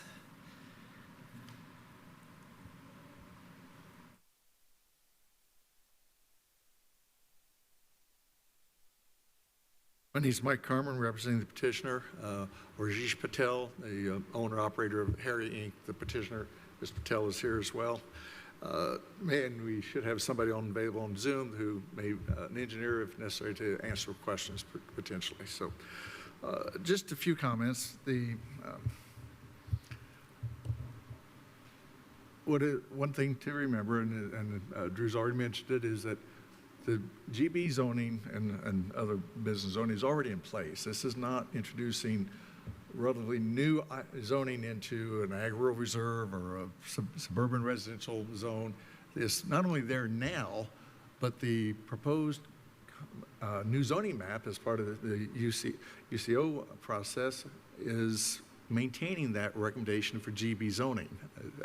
And you have dealt with that map in your work sessions with regard to the new zoning ordinance and comprehensive development ordinance. So none of that's new, and it's there. So, we can disagree, and I'm really going to respond more to the remonstrance letters. It's always a little disconcerting after 35 years of doing this different times. It's always disconcerting to come to a meeting like this and get confronted with letters like that, particularly from people who know better. And I understand neighbors may not understand the opportunity to get letters in, emails, call staff, and that stuff ends up in a packet. But, an intentional ambush is never appreciated, and that's what the trustee's letter was. I mean, it just, that, and we disagree with it. If you think about it, and I don't have any study I'm going to be able to present to you tonight, but yeah, fueling stations today are not what they were 30 years ago. They're not even what they were 20 years ago. The double hold with alarms and things. When's the last time you've come across a fueling station in the last 20 years that had an underground leak? It doesn't happen. And that's now we still have a few old stations out there with old rusting metal containers underground, and can't do anything about that except deal with them as they're discovered. But that's the world of construction of these things now, and the containment issues are top-notch. And the issue of concerns for pollutants and health concerns, where do you find the majority of the fueling stations? In urbanized, heavily populated areas, not out there. Now, and if in fact the pollutant concern and the health risks were as suggested in the one letter, would you not have studies and reports of the urbanized areas where these are much more prevalent and about that very risk? But when have you ever seen a report that said that? When have you ever seen a study that suggested these uses pose the risk that has been suggested in the letter tonight? You haven't, and there's a good reason you haven't, because there's no study that documents that and would support that conclusion. The issue of property values, the zoning is already there in place. And this use will be an upgrade to the property. It'll be modern. It'll be the most recent techniques on the tanks and the fueling system. It's just, there have been several of these in the county that have closed in various places. It actually satisfies a need. Think of yourself. What is your shopping habit stopping at a fueling station? It's a drive-by stop. You don't go out of your way and go a mile away to a fueling station just for the sake of doing that. You stop on your way home, on your way to someplace else, and you fuel up en route. This captures existing traffic. It may generate some additional traffic, but for the most part, that fueling station use captures existing traffic because most buyers of fuels are impromptu, drive-by, what's the price, and stop and purchase. And so it's traffic that's already there for the most part, and that's going to continue. NDOT has its own standards for the driveway permit that they have to be satisfied. That has to be looked at again, an existing drive, but they will always, upon a change in use, require reconsideration of the driveway permit for the design, the size of it, to make sure that it's appropriate. The highway doesn't look at it. The county highway will not because it's a state road. I've actually tried to talk to them about it, and they decline, leave it to NDOT. But they have their own standards about visibility, sightline distances, no curves, no humps that disturb that sightline. And NDOT will not have a problem reapproving a driveway permit, but it does have to continue to meet their standards. So I would ask you to support the rezoning petition. It is a good, reasonable use of the property. It does not introduce harmful side effects. Everybody, if there are two things in 35 years learned, there will always be two words I will hear at every one of these meetings: traffic and property values. Doesn't mean it's correct, and everybody has their perception on that. I understand that. People have a protective of their property. I don't want to object to that, but there is no basis to support that conclusion that this is going to harm property values. And I would suggest if you talk to Judy Sharp and look what she's done on property assessments, starting about 4 years ago when they nearly doubled the assessed value of these convenient market and fueling stations, and that has an upward press on all land around it. And I don't think nobody's going to come to you tonight with any documentation to demonstrate a loss of property values as a result of this use being put on this site, because historically, it has not ever happened. It has not ever been shown to be a consequence of this type of use. I would ask that you support the zoning. It's appropriate. It is compatible with the comprehensive land use plan. It's a convenient, very minor commercial node at a traffic signal controlled intersection, which is important too. Thank you. Rajesh, you have anything on that?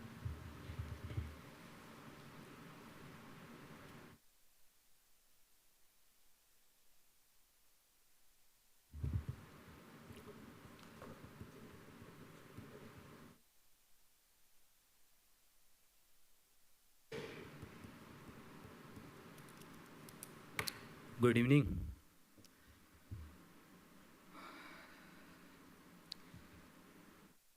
All right, so I think, thank you, Drew. He covered all the aspect what we was going to say. And also Mike Carmine, he covered most of the part. Existing old Army surplus building going to be used as per market requirements, needs maybe 2 different kind of food over there, we are thinking. And remaining it's about 3,100 square feet approximately.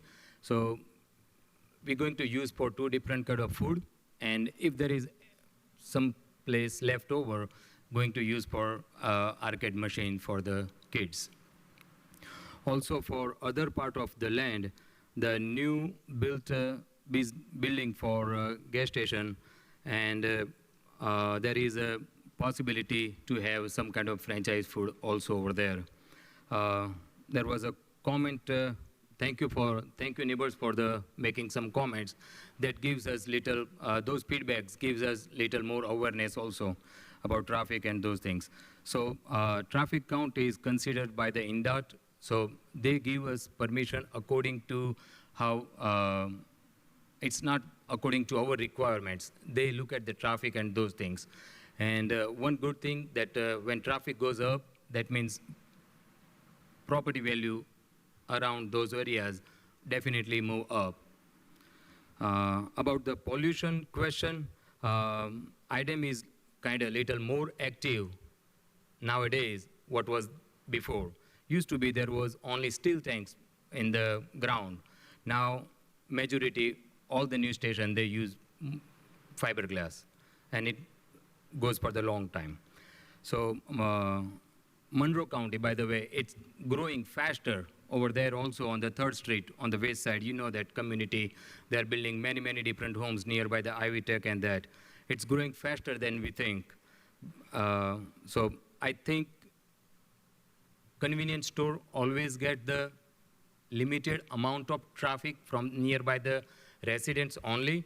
It doesn't bring the traffic from another county to there.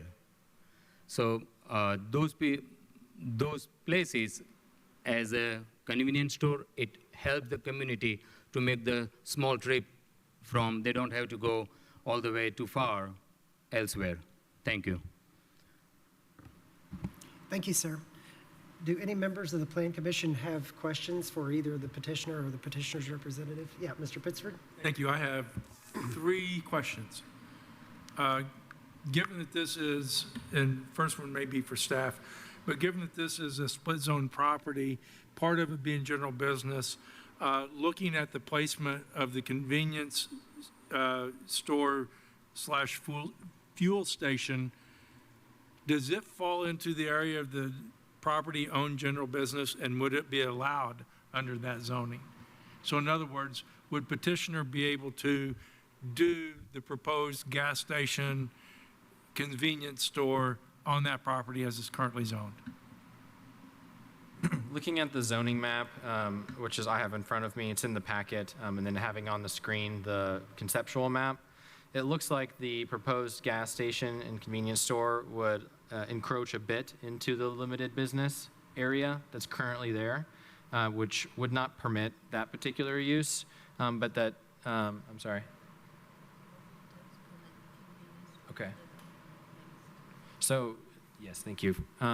As I was saying, the gas station, LB and GB both permit a gas station slash convenience store.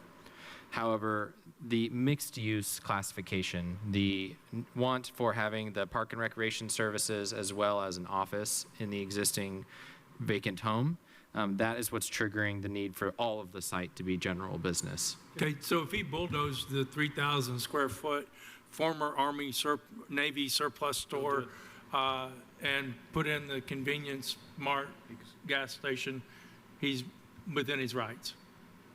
If he was seeking just the convenience store and gas station use on the site, yes. Okay. Is the store fuel station going to be an owner-operated business? Yes, sir. Okay. Do you currently own any other stores or stations elsewhere in Monroe County or in surrounding counties? Yes, sir. If you are familiar with the Rogers and Country Club Road, there was a few years nice building over there, Rainbow Building. Yeah, you came through Board of Zoning Appeals for that one. Yeah. You got I good remember memory. that one. You got good memory, yes. Yeah, thank you. So, Drew, I want to just make sure I understand the answer to Mr. Pittsford's question. So, convenience store could go there today. What we're really talking about is the office and the arcade Correct. Convenience store is permitted in the GB zone and the LB zone. So if they just want to do that by itself, that would be permitted outright, as long as they go through the commercial site plan process. It's the combination of uses that creates the mixed use classification and the commercial industrial adaptive reuse that requires all of the site be general business. Thank you. I think that's important for members of the public to understand that the convenience store is permitted today. So thank you, Drew. Any other questions for staff? Or I'm sorry, for the petitioner. Yeah, Councilmember Munson. I would like to know what building is across Highway 45 from the office and arcade structures.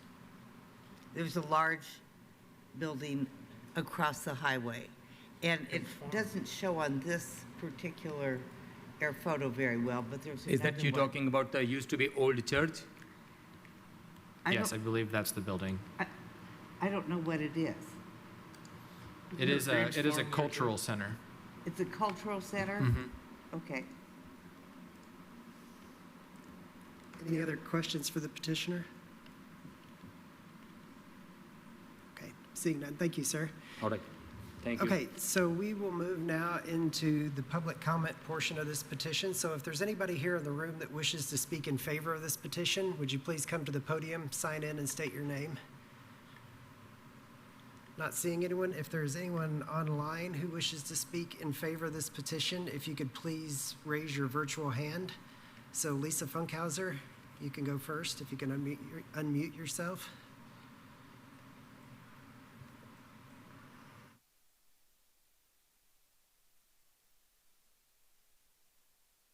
Lisa Funkhauser, do you wish to speak in favor of this petition? I think your hand may have been raised for a little while. Okay, she's leaving the room. So if there's anybody else online who wishes to speak in favor, please raise your virtual hand. Seeing none, we'll come back into the room. If there's anybody here in the room who wishes to speak against this petition, if you could please come to the podium, state your name, and sign in. You'll have 3 minutes.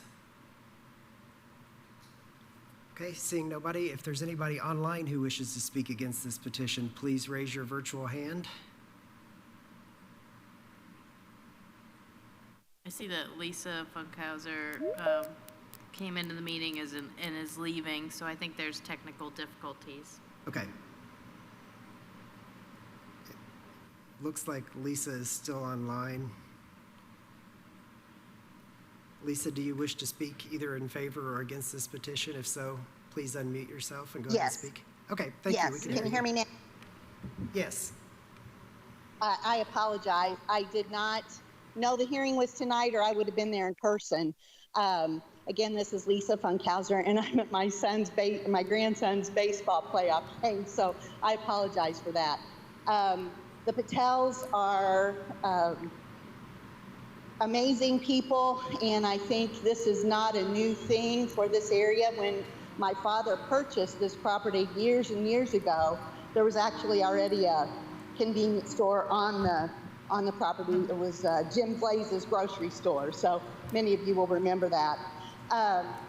They have been excellent to work with. You can see their history in Monroe County from their other convenience stores, and I think they would be a great addition to the community there. Okay, thank you, Lisa. We'll go around one more time. If there's anybody in the room or online who wishes to speak in favor or against, please come to the podium or raise your virtual hand. Okay, seeing none, we will come back to the Plan Commission for discussion. Do any members of the Plan Commission have comments? Position? Public, okay. I do. Yeah, go ahead, Ms. Owens.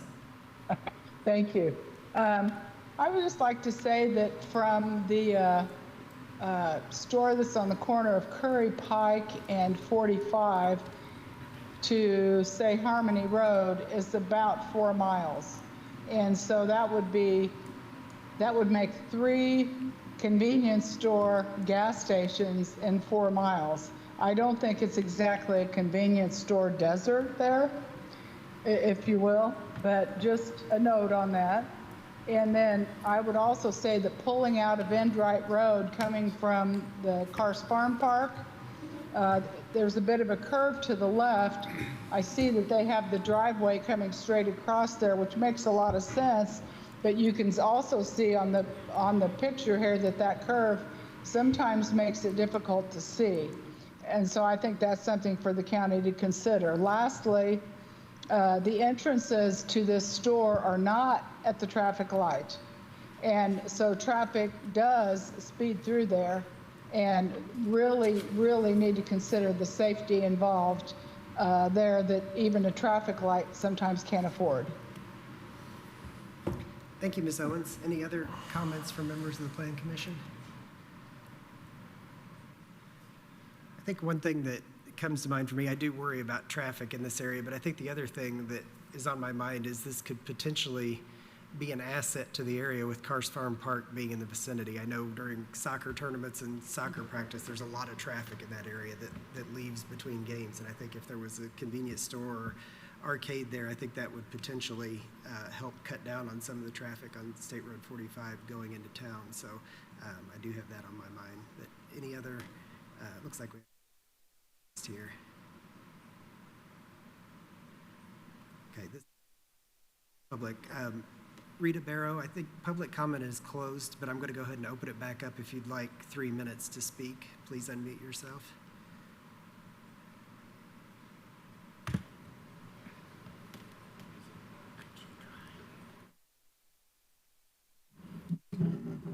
Rita drop off line, Jackie. I don't see her on anymore. That's the same as the letter that Jackie read, though. Okay. Okay. Let's bring it back to the Plan Commission then. If there are no additional comments or questions, I would entertain a motion. In case number REZ-24-2, this is a request for a change in the zoning map by amendment from a split zoning of general business and limited business, which it currently is, for the property to become solely general business. This is located at 4646 West State Road 45, consisting of 4.1 plus or minus acres in Van Buren Township. I would move that we forward the petition with a positive recommendation to the Monroe County Board of Commissioners based on the findings of fact and subject to the highway engineer and MS4 coordinator reports. That is my motion in sum. Second.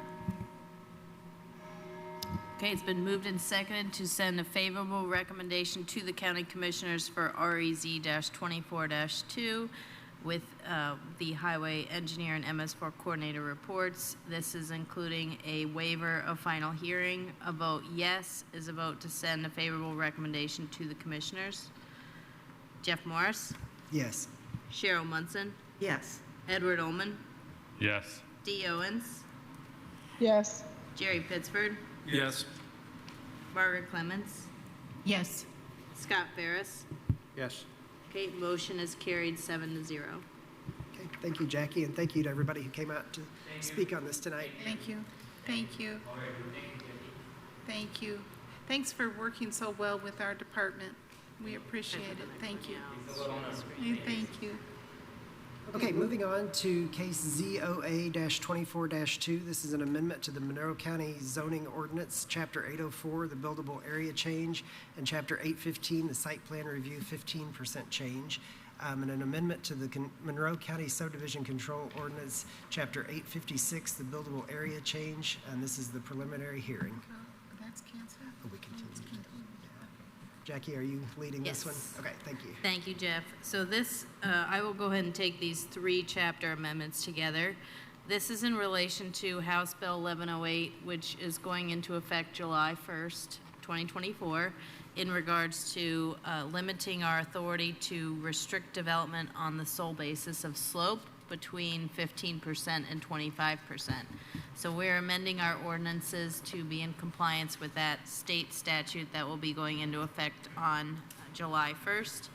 As you mentioned, this will be a preliminary hearing of these text amendments, so we will hear this again in July after House Bill 1108 goes into effect.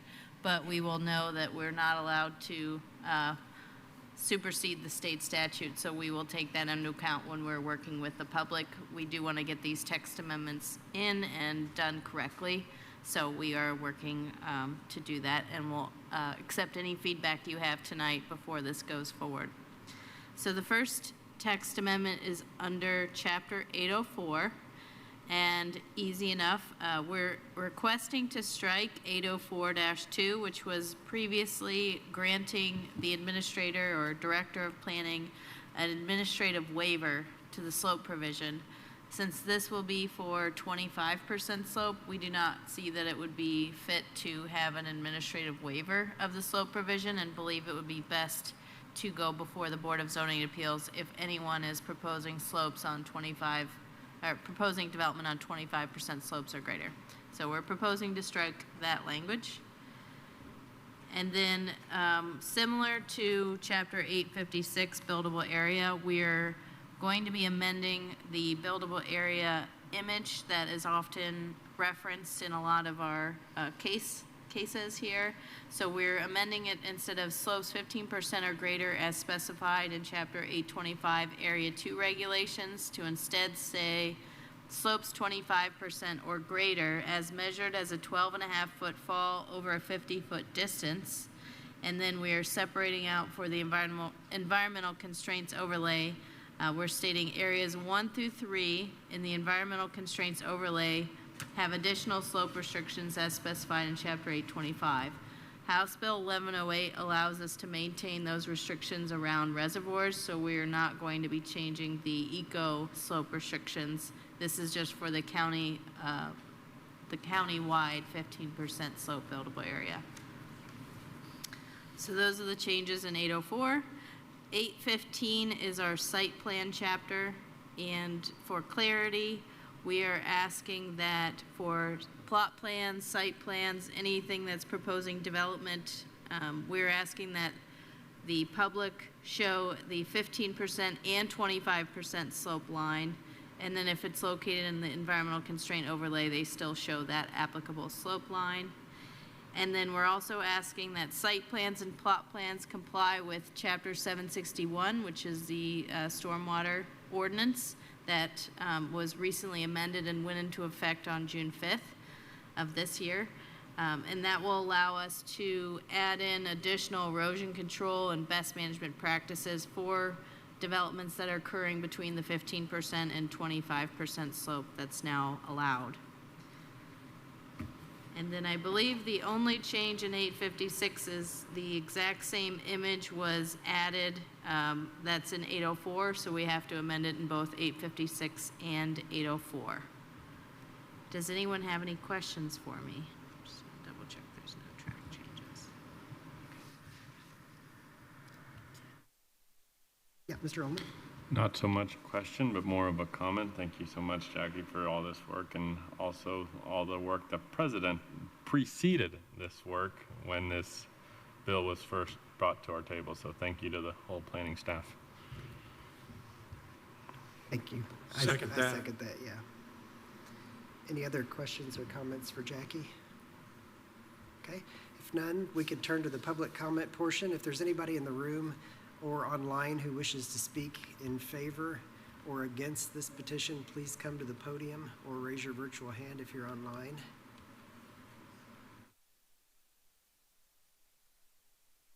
Not seeing any, so we could come back to the Plan Commission now for any discussion or a motion if there is no discussion. I think this has to stand for a second reading, so I don't think we can. Does it by law have to be heard twice? So we can't make a motion on it right now? Yes, I did not notice this for a preliminary hearing waiver, so it does have to come back. Okay, so we can't take action on it. That's the Okay. first reading. Thank you, Mr. Pittsford. Okay, if there are no comments, then we will move on to the last petition of the night, which is 1711-SPP-04, the Westbury Resolution to alter a written commitment. Drew, is Drew still here? Drew. He withdrew. Drew, do you want to take the Westbury one, or I can take it? I don't mind. It's getting late. Thank you. Other stuff on my computer I'm working on. Okay. So we're on to Westbury. Yes. Thank you. This is 1711 dash. Oh, you're not sharing the screen? Okay. 1 second.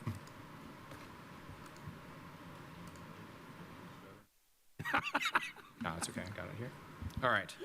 This is at Westbury Village. The specific site is 3139 North Westbury Village, lot number 6.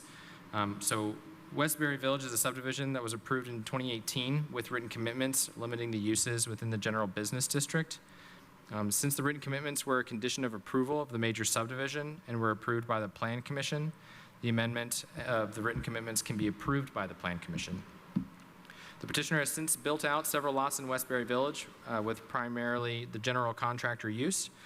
Lot number 6 specifically in the subdivision is nearing completion, and one of the proposed buildings is going to be utilized by Star Ambulance, which is a third-party contractor service that primarily works to transport patients between local nursing homes and IU hospital branches and identified as a taxi cab stand under the zoning ordinance. So we went through a use determination process with the petitioner, and that is the closest definition to what Star Ambulance Services would classify as.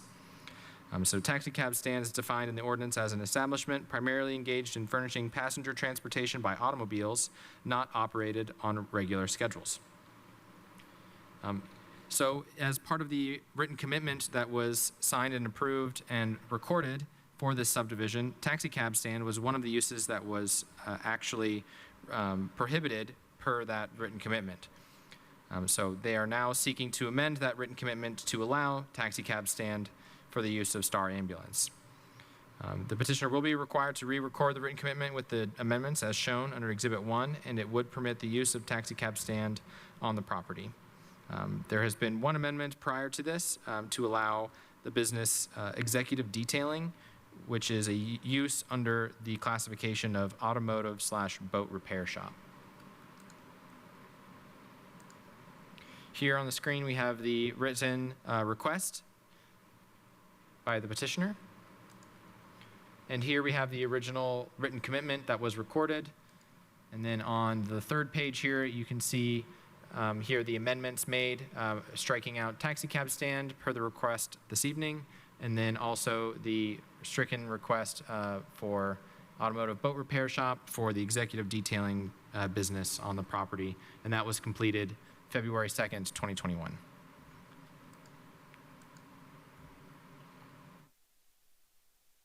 All right, so that brings me to staff's recommendation. Staff recommends approval of the amendment to the written commitment to add taxi cab stand to the Westbury Village subdivision. I'll now take any questions. Yeah, Mr. Pittsford?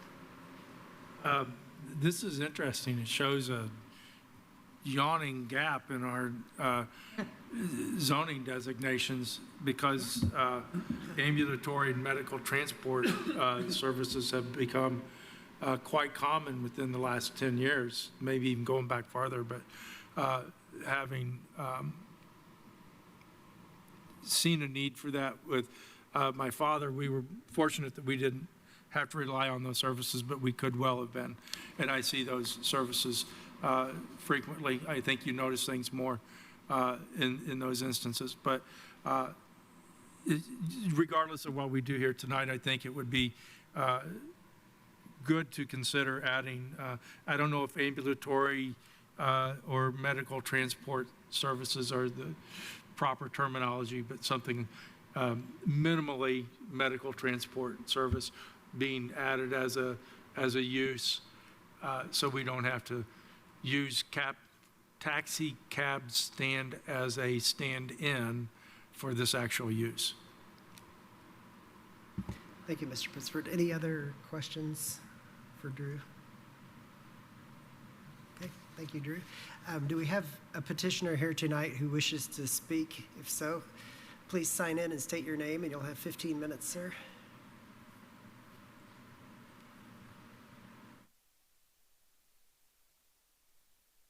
Yeah, my name's Steve Rumpel. I'm the developer of the Westbury subdivision and also the owner of this particular building. Mr. Dave Peck is the owner of Star Ambulance. He was supposed to be here virtually tonight. Did we make that connection? Is Dave here? 'Cause Dave might, he just wanted to see what was going on and answer questions if that's necessary. But basically, I want to clear up some misconceptions about what Star Ambulance is. This is not an emergency ambulance service. They don't go running out to car wrecks and heart attack victims and things like that. They're strictly transport. Mostly what they do is take elderly people from the emergency room at the hospital back to the nursing home. My daughter is a nurse practitioner at Deaconess Hospital in Evansville, and she told me that 3 to 4 times a day they get a patient from the nursing home in the emergency room because the people at the nursing home found them laying on the floor, and as soon as they see that, they just call an ambulance. Emergency room checks them out. Now they got to get back. Well, the emergency ambulances aren't going to take them back. And she said they have a service like Star Ambulance down there, but they're so busy. She said sometimes these elderly people wait 7 and 8 hours in the emergency room to get transported back to the nursing home from which they came. They also transport patients between different IU hospitals. Someone needs to go from Bloomington to Indianapolis for more specialized service. They take them there. They don't come running out with sirens and lights flashing. Star Ambulances run by Mr. Dave Peck. I believe they're in Greencastle, but all their dispatching, billing, bookkeeping, and everything is done there. Essentially, all they're going to do at this location is park a couple of ambulances. And they will have drivers stationed there to be on the ready at the call. But they have signed, and I hope you can talk to David, he signed some kind of a contract with IU Health to provide this service for IU Health. So that's essentially what this business is about.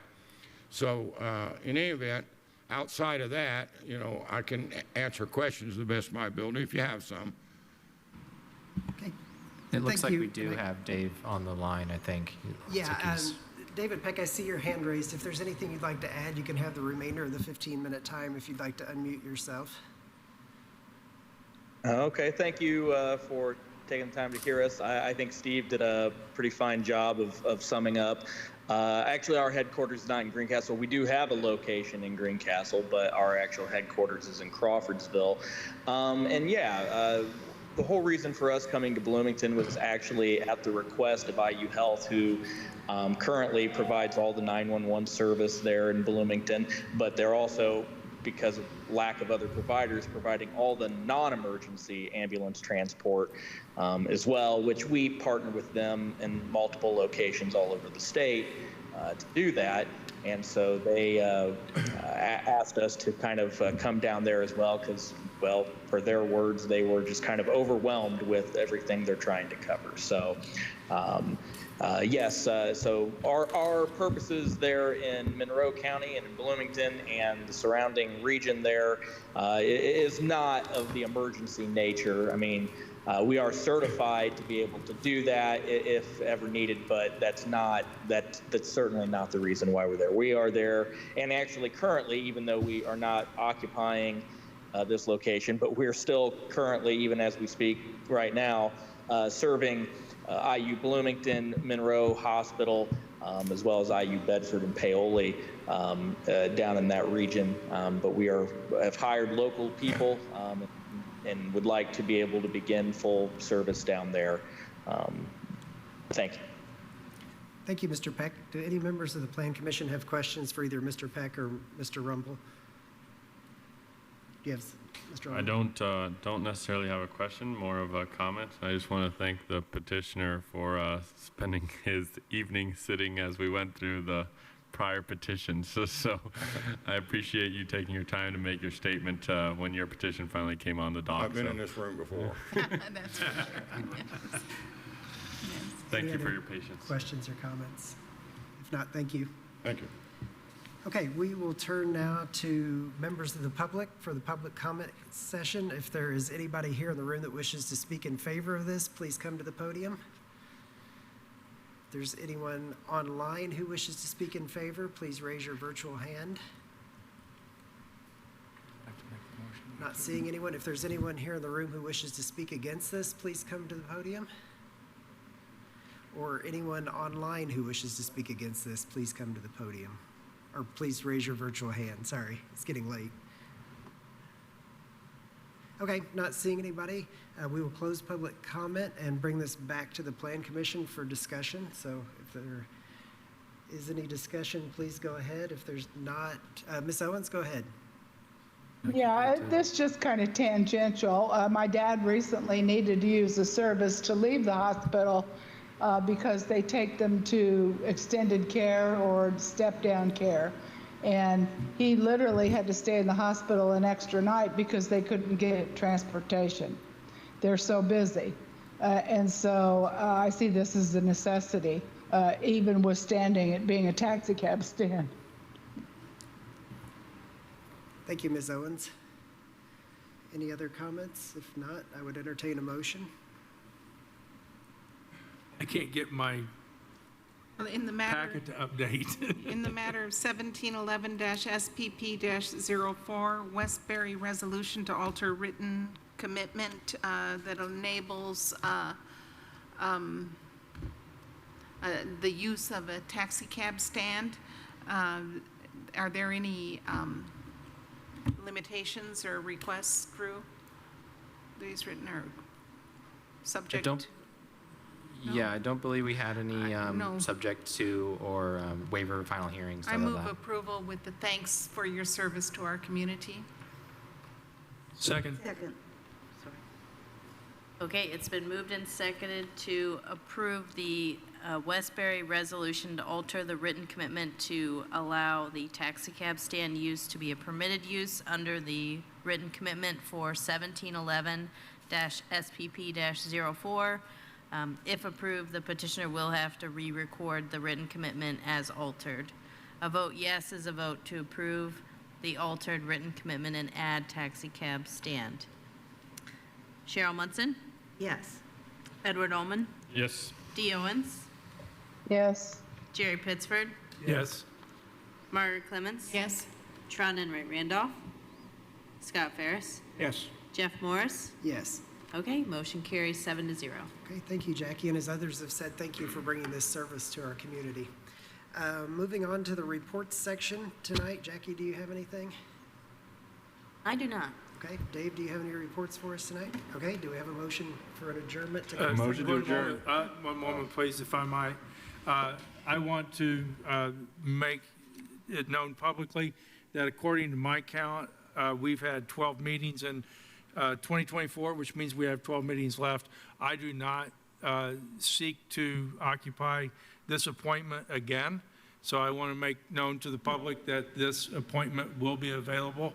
So if you are registered to vote as a Republican and are living in the county planning jurisdiction, this seat will be available for appointment in the end of the year. It also is open to libertarians and Yes, independents that is as well. correct. Anyone who's not registered as a Democrat. That's right. So, yes, thank you for putting a finer point on that. Don't want to exclude the libertarians and independents. Thank you, Mr. Pittsford. Have a good evening, everyone. Thank you. Thank you. Thank you.